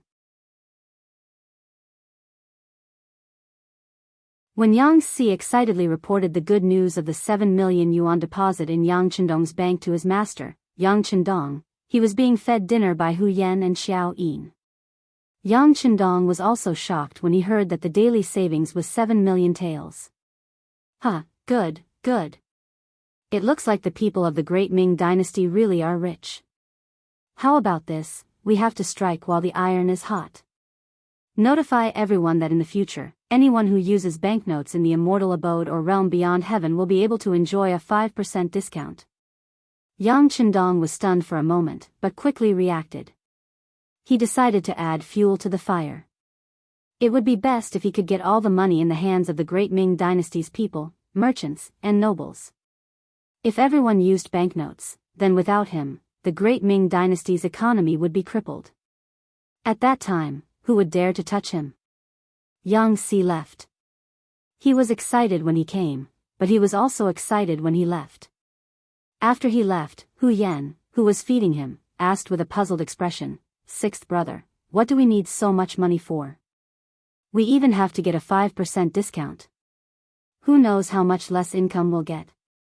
"Ha, housekeeper, you're quite competent." Yang Qindong smiled and scratched the bridge of Hu Yan's nose. This was his signature gesture of intimacy with his woman. Seeing that even Hu Yan was starting to care about the business, Yang Qindong wasn't displeased at all. Instead, he said with an encouraging tone, "Using money to make transactions is really too wasteful. If this thing is passed around for a long time, it will wear and tear. That's equivalent to wasting an infinite amount of money. In addition, it's too heavy to make transactions. Sixth brother, you're doing a good deed to reduce everyone's losses. As for ourselves, didn't you say that we already have a lot of money? Doing something for the common people is something we should do." His words were dignified and righteous. Yang Qindong didn't explain that the difference in the price of silver and the quality of the silver would be the source of the profits for the Yang Bank. He also didn't say that he wanted to use this method to control the great Ming dynasty's economy. Although they were married, there were some things that he didn't want to hide from them. He was just afraid of scaring them. If he really told them about his ambition, it was possible for Hu Yan to faint from fright. Before he had enough strength or showed enough signs, Yang Qindong didn't want to scare his women and make them worry about him. All the pressure would be shouldered by himself. This was what a man should do.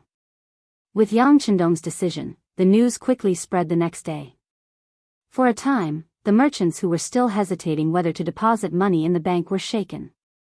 They took all the liquid funds and began to deposit in the Yang Bank, causing the turnover of the next day to exceed 8 million taels.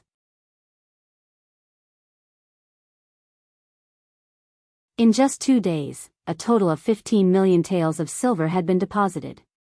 This was undoubtedly a major event that shook the world. Even the acting sect master, Zhu Qizhen, was shocked by this. In fact, such a result wasn't unexpected. First, the people of the great Ming dynasty who had just experienced the rule of Ren Xian still had some money in their hands. Second, the business strategy and promotion were in place. Third, the discount was enough. In addition, the reputation of the East Marshal had always been very good. Opposite him were his businesses, Immortal Residence and Sky Beyond Sky. The traffic there directly affected people's judgment and trust in him. Not to mention, he also had the support of the emperor. Zhu Qiyu had deposited 500,000 taels of silver. The other ministers followed suit. Naturally, this amount wasn't that shocking. But when the situation was reported to Zhu Qiyu, he was still shocked. 15 million taels. This was close to half of the great Ming dynasty's national treasury. This wealth belonged to one person. How could he not be shocked? The original great Ming dynasty's national treasury had experienced the efforts of several generations of monarchs. There was indeed some savings. However, the great Ming dynasty lost the Battle of Tumu and lost a lot. Later, when the two emperors ruled together, Emperor Yingzong took away some of the money. In addition, they spent a lot of money to hire mercenaries. Over time, they were only spending money. It was no wonder that the amount of money in the national treasury was gradually decreasing. In the palace, Zhu Qiyu made a difficult decision. Notify the Ministry of Revenue to calculate and collect the business tax. Disregarding everything else, just how much money could they earn from the Yang clan's bank every year with a business tax of 100 to 1? With this as bait, Dai Zong couldn't help but be tempted. He had no choice but to use some methods. Although doing so would offend some merchants and nobles, and would even cause some people to be dissatisfied. This was the only way to replenish the national treasury. Jining knew what the consequences of the emperor's decision would be, but seeing how Yang Chendong was earning so much money, they couldn't just do nothing. The country had always relied on collecting taxes to survive, and this was a matter of course. Thus, they didn't raise any objections and went to the Ministry of Revenue to pass down the decree. As the new Minister of Revenue, Jin Lian had always wanted to make some achievements, but he had never had a suitable opportunity. Now that the business tax had appeared, he knew that his opportunity had come. He immediately led a group of subordinates and quickly came up with some regulations. In just a few days, the details of the business tax were announced in the capital. Once the business tax was announced, and it was done so quickly, it immediately attracted the dissatisfaction of many merchants. How could anyone who could become a merchant be an ordinary person? Either he was smart, or he had a strong background. Collecting the business tax was tantamount to touching their interests. Because of this, an unexpected guest had come to the Yang clan manor. It wasn't exactly an unexpected guest. This person was Dong Shuai's relative, his sixth brother-in-law, Bai Peng. When his sixth sister, Yang Qin, had married into the Bai clan, the Yang clan had been in a period of decline. The status of a merchant wasn't high, and the marriage alliance had been looked down upon. However, in order to support the Yang clan, Yang Qin had resolutely chosen to marry into the Bai clan. At that time, she had indeed exchanged for a lot of money, which had helped the Yang clan for a period of time. Yang Qin had sacrificed so much, but her brothers and sisters didn't understand. Fortunately, Bai Peng and Yang Chendong had a good relationship, and they loved each other dearly. At the very least, he hadn't taken in a concubine yet. This had also gained Yang Chendong's approval. When it came to collecting goods in heavens beyond heaven, others couldn't, but the Bai clan had benefited greatly.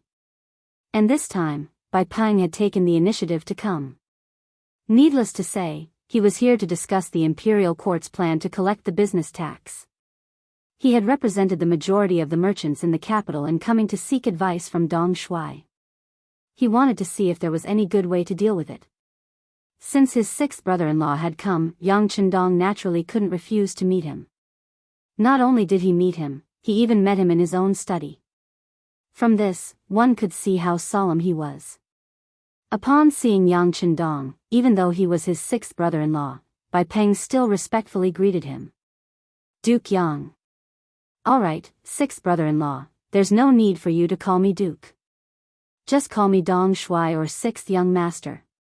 Yang Chendong, who didn't like such formalities, chuckled and invited Bai Peng to sit across from him. All right, Dong Shuai. The imperial court's tax collection this time is clearly aimed at us merchants.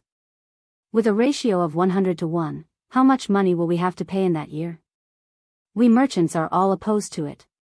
Since they were relatives, there was no need to beat around the bush. Bai Peng raised the doubts in her heart. Yang Chendong savored the fragrant tea in his hand as he looked at Bai Peng. So they sent you here to make me stand up against the imperial court?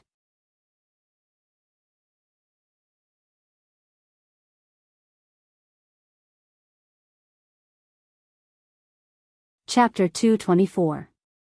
No. Seeing that Yang Chendong saw through his intention at a glance, Bai Peng hurriedly showed a flattering smile and said, "We don't want to go against the imperial court, but this move is too ruthless. As the leader of the merchants, Dong Shuai should represent us and argue with them." Hearing that he had become the leader of the merchants, a title that even he didn't know, Yang Chendong suddenly laughed and said, "Leader? Ha, sixth brother-in-law, don't make fun of me. I am also the Duke of Loyalty and Courage personally conferred by the Emperor of the Great Ming Dynasty. I am also a minister of the imperial court. How can I find trouble with them? No. It's not the same. Dong Shuai, who doesn't know that Walla retreated because of you, but now? They just conferred you the title of Duke and left you at home. This is clearly getting rid of the donkey after it has outlived its usefulness. We are all saying that it is unfair for Dong Shuai. Suddenly, the teacup was put on the table heavily. Enough. Yang Chendong's face suddenly turned cold, and he said in an icy voice, "Sixth brother-in-law, this duke saw that you are my brother-in-law, so I gave you face and listened to you. However, there are some things that cannot be discussed in private." "Well, I am sleepy, please go back." Yang Chendong made a gesture of sending him off, and then without waiting for Bai Peng to say anything, he got up and walked to the bedroom in the backyard. It was obvious that Bai Peng was being used by someone to ask him to speak for the merchants. If they won, the merchants would naturally get benefits. Even if they lost, the unlucky ones would only be him who resisted, and those people would still be fine. It was really unexpected that Bai Peng would be willing to do such a thing. Yang Chendong suddenly left the table, and Bai Peng's face was bitter. Tiger's Mane, who was standing at the side, stretched out his hand and said politely, "Boss Bai, please." Bai Peng left with some disappointment. Not long after he returned to the capital, rumors began to spread that the newly made Duke of Loyalty, Yang Chendong, was also afraid of the imperial court. Just like Zhang Fu, who had died for his country after being made Duke of Ying, he had become a coward. Even if someone went to the Yang Manor to ask for an explanation about the imperial court's business tax collection, he didn't dare to stand out and fight for it. Even Yang Chendong, who had an uncountable amount of silver, approved of the imperial court's actions. For a moment, the other merchants had nothing to say. They had no choice but to consider the matter of paying the taxes.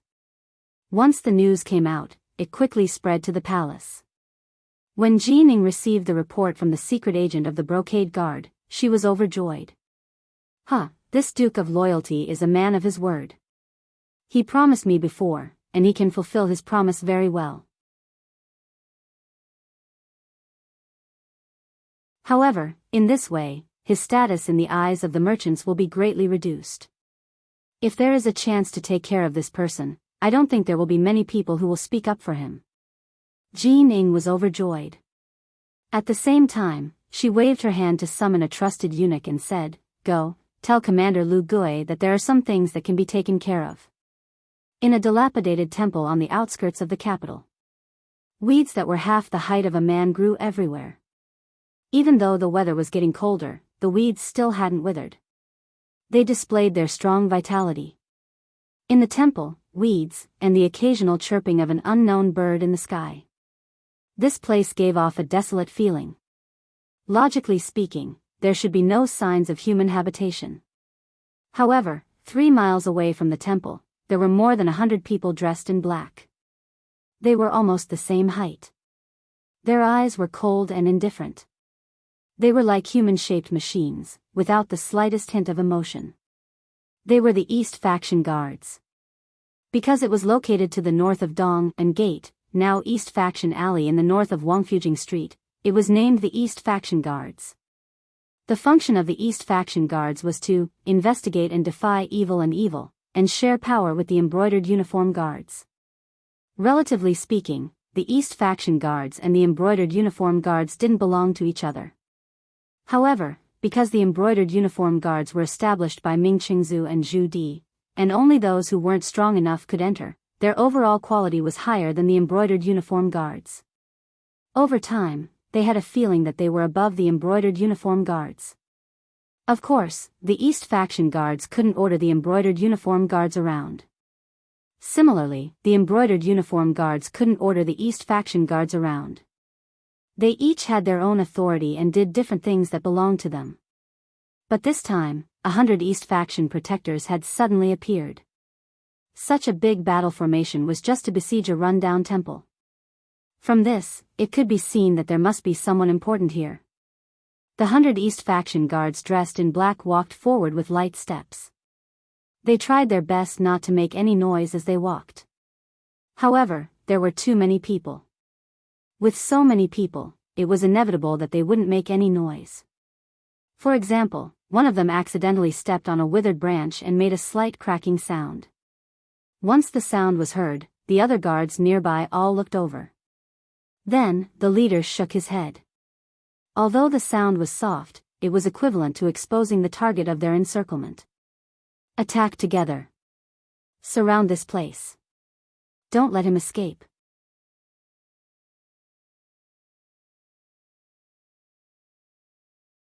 After the leader called out softly, the 100 Eastern faction guards immediately sped up and formed a huge encirclement around the small temple.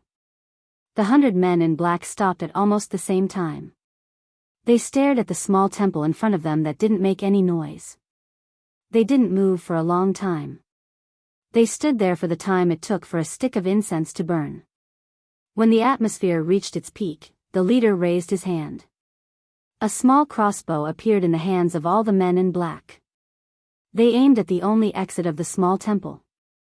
Lord Ji, you've already been surrounded. I know you have some tricks up your sleeve, but can you face 100 of us alone? If you don't come out, we'll have to set fire to the temple. The leader stared straight at the entrance of the small temple. During this process, he didn't even dare to blink. His voice spread out, and in the quiet little temple, it was very clear and bright. As his voice rang out, the sound of footsteps suddenly came from the originally silent small temple. Ha ha ha, Chen Guan must have been unable to hold himself back and spilled the beans. Otherwise, you wouldn't have been able to find this place. His laughter was very bright and clear. In an instant, it spread far and wide. When the leader of the black-robed men heard this, a faint smile appeared on his face. Chen Guan hadn't lied. Ji Guang really was here. Ji Guang, the former commander of the embroidered uniform guards, was a fourth-rank official. At the same time, he was Wang Zhen's trusted aide. Ever since Wang Zhen was killed in front of the Tuma castle, Ji Guang had disappeared. Along with him, the money and wealth that Wang Zhen had obtained through various means over the years had disappeared. Ji Ning, who had regained power, didn't care that much about Ji Guang's disappearance. However, he couldn't accept the fact that the treasure had disappeared as well. It was the same at any time. If you wanted to succeed, you needed money first. Only when those who followed you benefited from it would more and more people would gather. Since Ji Guang had disappeared along with the treasures, no one would believe that they had nothing to do with it. If they found Ji Guang, they might be able to find out where the treasure was buried. For this matter, Ji Ning was very attentive. He even found a random reason to take down the head eunuch of the Imperial Horse Directorate, Chen Guan. Chen Guan was also one of Wang Zhen's trusted aides. He was also in charge of the Imperial Horse Directorate, a weapon of mass destruction. When he saw Ji Ning, the head eunuch of the Ceremony Directorate, he rarely looked him in the eye. However, all of this ended with Wang Zhen's death and Ning Zong's defeat. Ji Ning made the right choice at the first moment and relied on Zhu Qiyu. Not long after, Zhu Qiyu ascended the throne and Ji Ning held great power.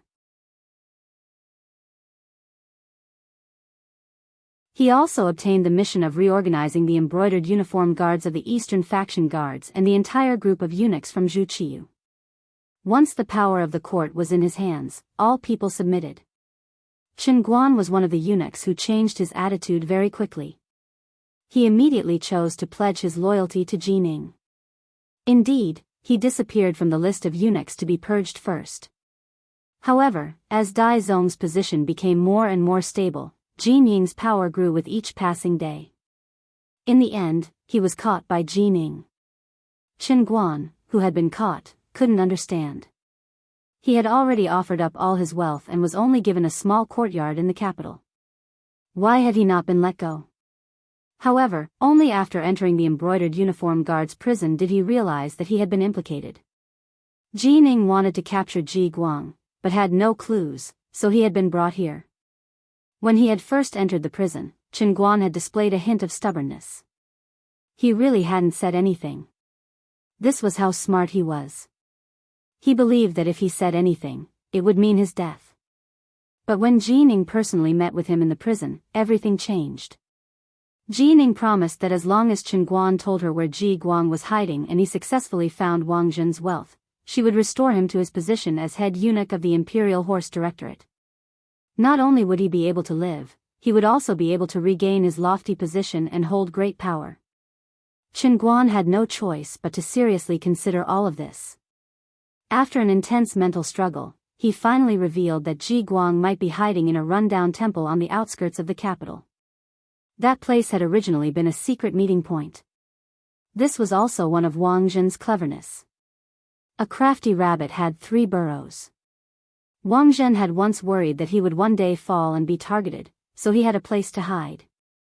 The temple appeared to be in ruins, but it had actually been remodeled underground.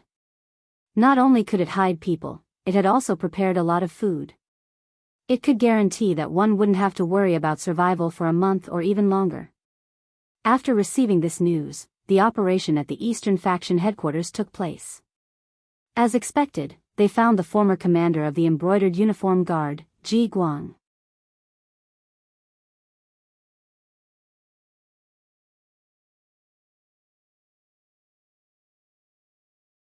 Chapter 225.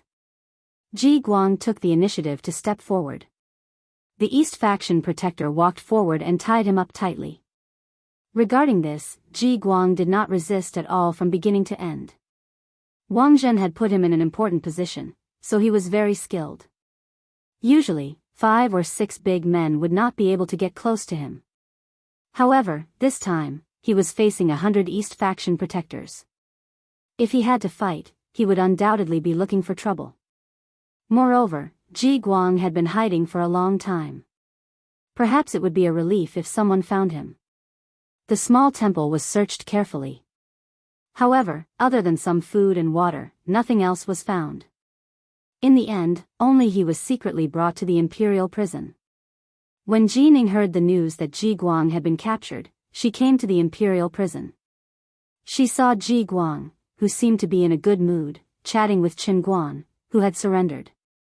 "Hee, the 2 of you, I didn't expect that the 3 of us would meet again here. Are you surprised?" Jining said this because she was feeling emotional.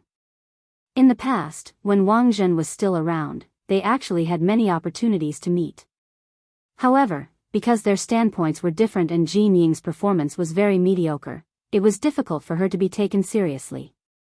Qin Guan and Ji Guang did not speak. They did not know how to respond. Jining did not mind.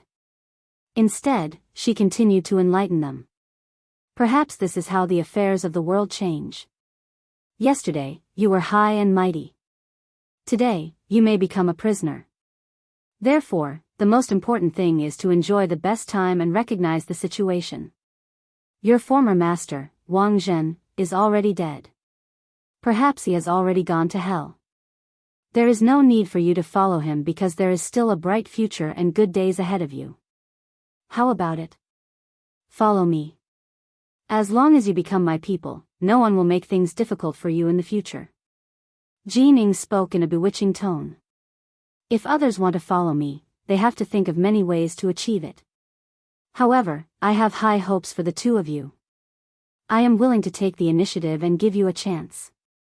As long as you tell me where Wang Zhen's treasures are hidden, you will naturally be reinstated. Isn't that the best? Of course, you can also choose not to say anything and continue to be loyal to your deceased former master. If that's the case, you won't have an easy life for the rest of your lives. I don't think there's a need for me to continue explaining to you what the imperial prison has to offer. If you want, you can have a taste of the 108 types of torture. Ha ha ha. Sticks and candy.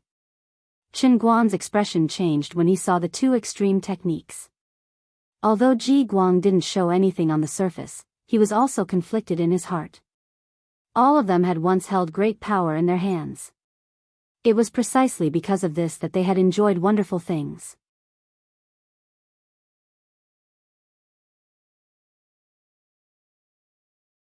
Now that they had lost them, that feeling was the most painful. It had to be said that Jining understood people's weaknesses too well. After saying this, he didn't immediately force them to make a choice. Instead, he laughed and left. After he left, there were still people who served them good wine and dishes, treating them like VIPs. This was one of Jining's methods. Using sugar-coated bullets to bombard these 2 people and let them see the beauty of life. This way, their will to die would become weaker and weaker, and in the end, they would be used by him. In the immortal abode of the capital, the emergency production of the War Walla play had already begun. Madame Xue and Madame Xiang had personally witnessed how Yang Qindong had killed all his enemies with a wave of his finger. Naturally, it was much easier to arrange the plot. That was why the plot could be arranged in such a short time and presented in front of everyone. Yang Qindong had defeated the powerful Walla army. Everyone in the capital knew about this, and even a child of 2 or 3 years old would remember the name of the Dong Shui. But as for the exact details, many people didn't know. Now that the play had been produced, everyone finally understood what had happened. Madame Shui and Madame Xiang had intentionally added in a few mythological elements, making the play even more entertaining and allowing even more people to understand the power and mystery of the Duke of Loyalty. With the play, the Immortal Abode, which had already been a difficult place to obtain, became even more popular. In order to catch a glimpse of the war god, some high officials and nobles even offered several times the market price just to get a seat. This flattery made Yang Qindong's limelight unparalleled for a while. Outside the Yang clan manor, an endless stream of young people came to join him every day. These people had come to join Yang Qindong after watching the war god battle Walla play. In their eyes, the Duke of Loyalty was a great hero. Good men should follow in the footsteps of such a person, so that they wouldn't have wasted their lives. Outside the manor, people would come to join him every day, willingly renouncing their original identities to join Yang Qindong, even if it was just a servant. But Yang Qindong didn't accept any of this. If he wanted to develop, he naturally couldn't do without people. There were indeed many men who were knowledgeable and had good physical fitness among those who sought refuge from Yang Qindong. However, Yang Qindong did not want any of them. For no other reason than the fact that he didn't know much about these people. Who knew if some of them were spies sent by Dai Zong or even Ing Zong? Even though there weren't many secrets in the Yang clan manor, Yang Qindong didn't want to waste his energy on guarding against the people around him. He still had too many things to do, such as arranging for Tingshan to escort goods to the Walla.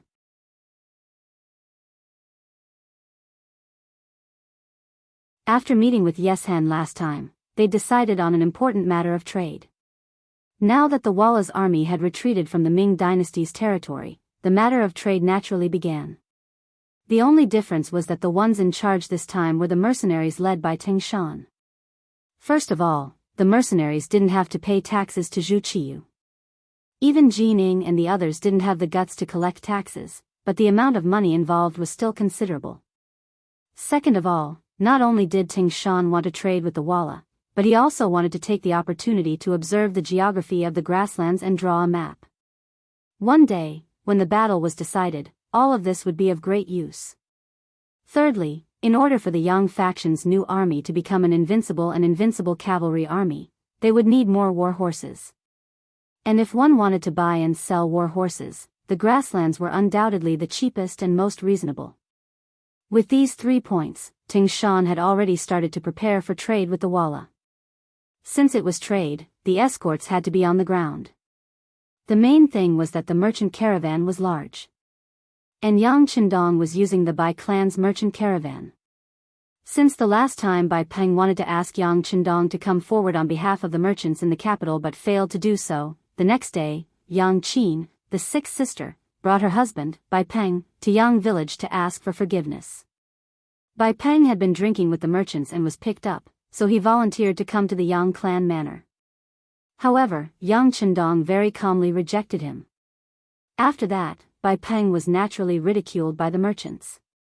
When he returned home, he was seen by his wife, Yang Qin, and told her the whole story. When Yang Qin found out about the situation, she immediately infuriated her husband. This was the first time the virtuous Yang Qin had publicly questioned her husband. At that time, Bai Peng was naturally very angry. He was actually looked down upon by a woman, which made him feel like he had lost all face. However, after listening to his wife's words, he realized that he had been used. If he went to find Yang Qindong, he would be viewed as an enemy by the great Ming dynasty. This was a win-win situation. On the other hand, his friends who drank with him could be exempted from the tax and save a lot of money. Knowing that he had been used, and more importantly, he had offended the Duke of Loyalty, Bai Peng was filled with regret. The next morning, he came to the Yang clan manor with his wife. Since 6th sister had come forward, Yang Qindong had to meet her. Not only that, Yang Chendong also expressed his position and gave enough face to Sixth Sister and gave enough benefits to the Bai family. Yang Chendong said, "Sixth Sister, Sixth Brother-in-law, as a merchant, you are protected by the country, so you should pay taxes to the country for your original interests."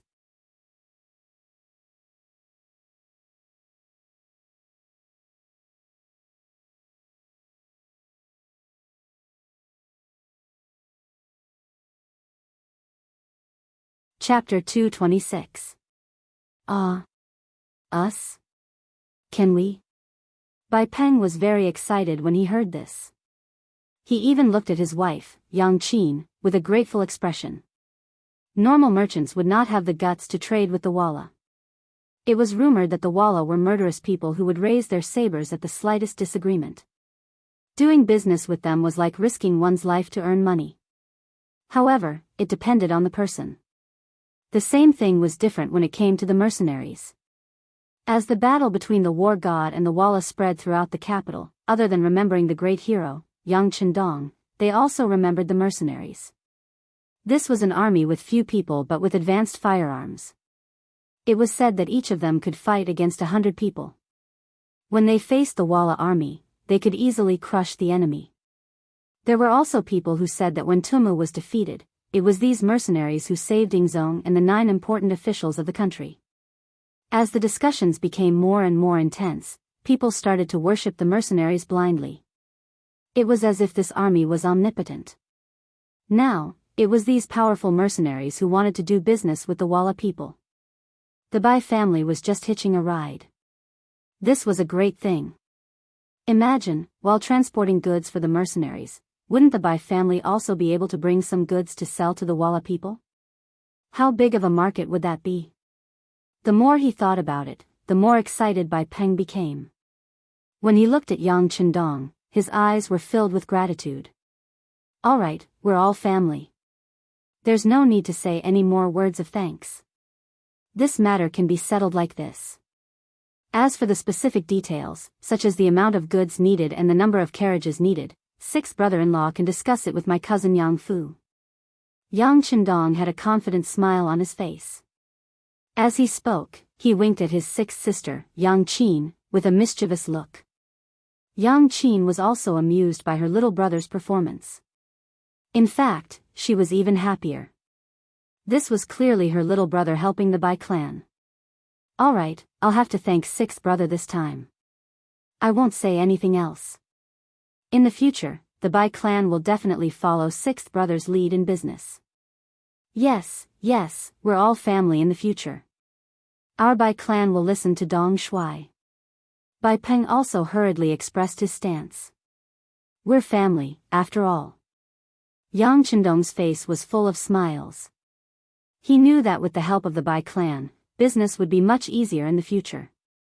After his sixth sister and sixth brother-in-law left, Yang Chendong's mood became very good. However, everything was ruined because of a report sent from the bureau. According to the information provided by the bureau, Wang Zhen's trusted aide, Chen Guan, was first imprisoned by Jining for a random reason.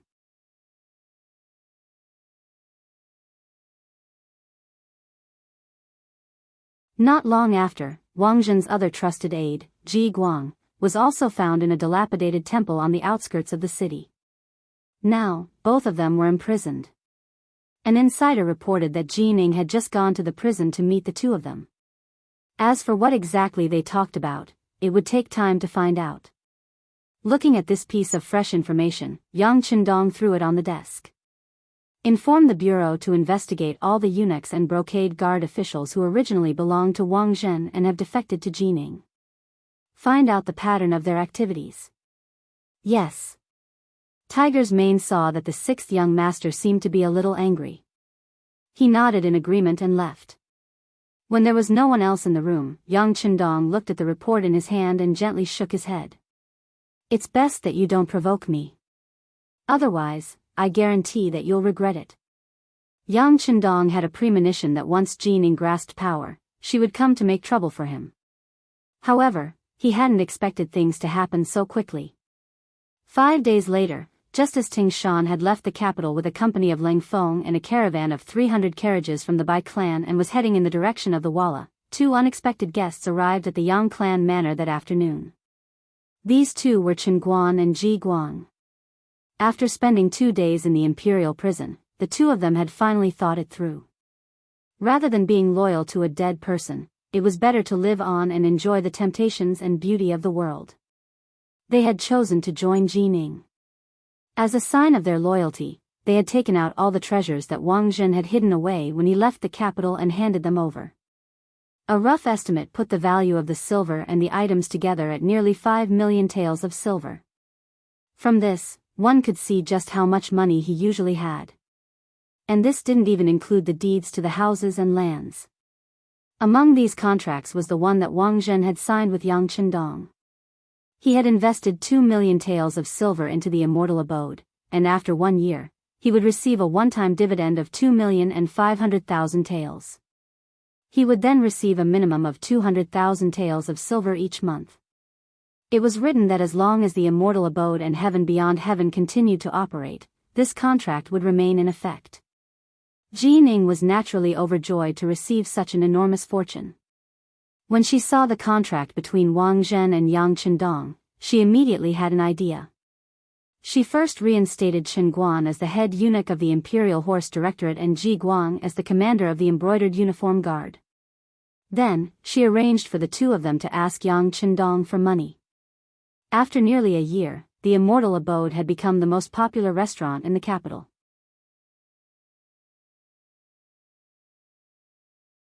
Countless customers lined up outside every day, so one could imagine how popular the restaurant was. Now was the time for this contract to take effect. Chen Guan and Ji Guang went to a side hall of the Yang clan manor. Compared to before, they were much more respectful today. If not for Jin Ying's urging, they wouldn't even have wanted to make this trip. Yang Chendong was no longer the same person as before.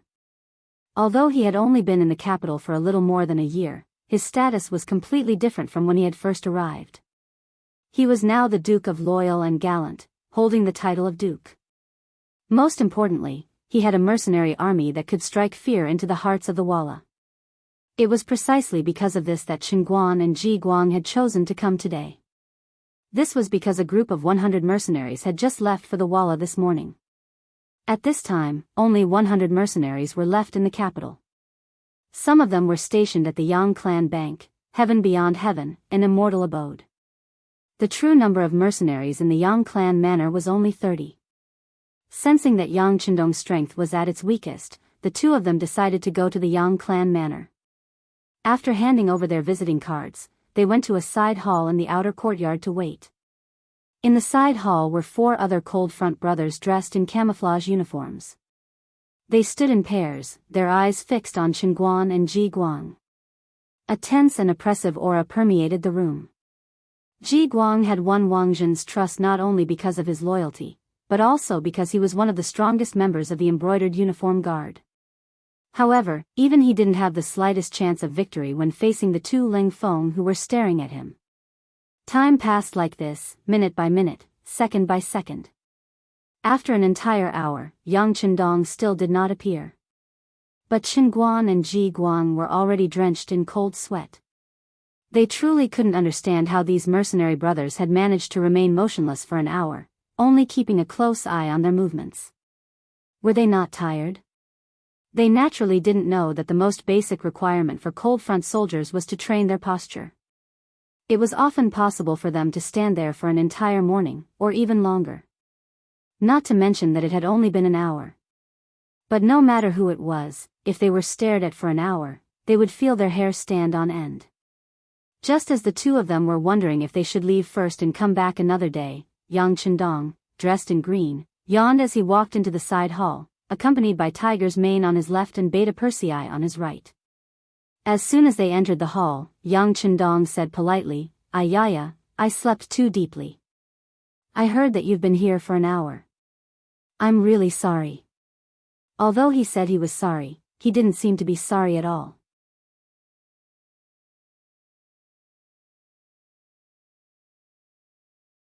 Yang Chendong sat down on the chair at the head of the table, then drank the fragrant tea brought by Tiger's Mane and asked casually, "You two just came out of the imperial prison. I haven't congratulated you yet." Sigh, if Eunuch Wang was still here, I'm sure you wouldn't have to suffer like this.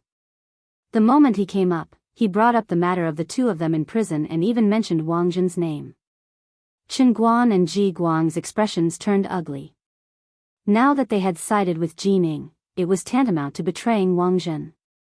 If someone said the name of the previous owner in front of you, no matter who it was, their expression wouldn't be good. Their expressions were ugly.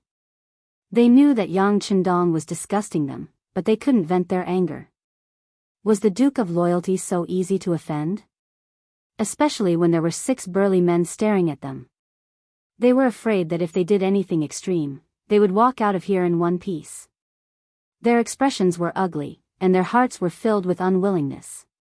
But since they were here, they had to get down to business. After Chen Guan gave Ji Guang a look, a contract was delivered to Yang Chendong. Duke Yang, take a look at this first. The contract was delivered to Tiger's mane first, then placed in front of Yang Chendong. Putting down the teacup in his hand, Yang Chendong looked at the contract curiously, then laughed. This Wang Zhen, he's still playing this game with me. Back then, he clearly said that the contract was lost. Now, he suddenly appeared. Is he trying to act shamelessly? Ha ha ha. He seemed to be talking to himself, but also seemed to be talking to Chen Guan and Ji Guang. Then, in front of the two of them, he tore the contract into pieces. This action frightened Chen Guan and Ji Guang. The two of them seemed to instinctively stand up. Following their movements, the 4 men who had been watching them closely also took a few steps forward and came to their side. From the looks of it, if they dared to do anything extreme, they would immediately attack. You're tuning in to the Biyao's Wuxia Chronicles YouTube channel. Don't forget to subscribe and join us on this journey to catch the most captivating stories.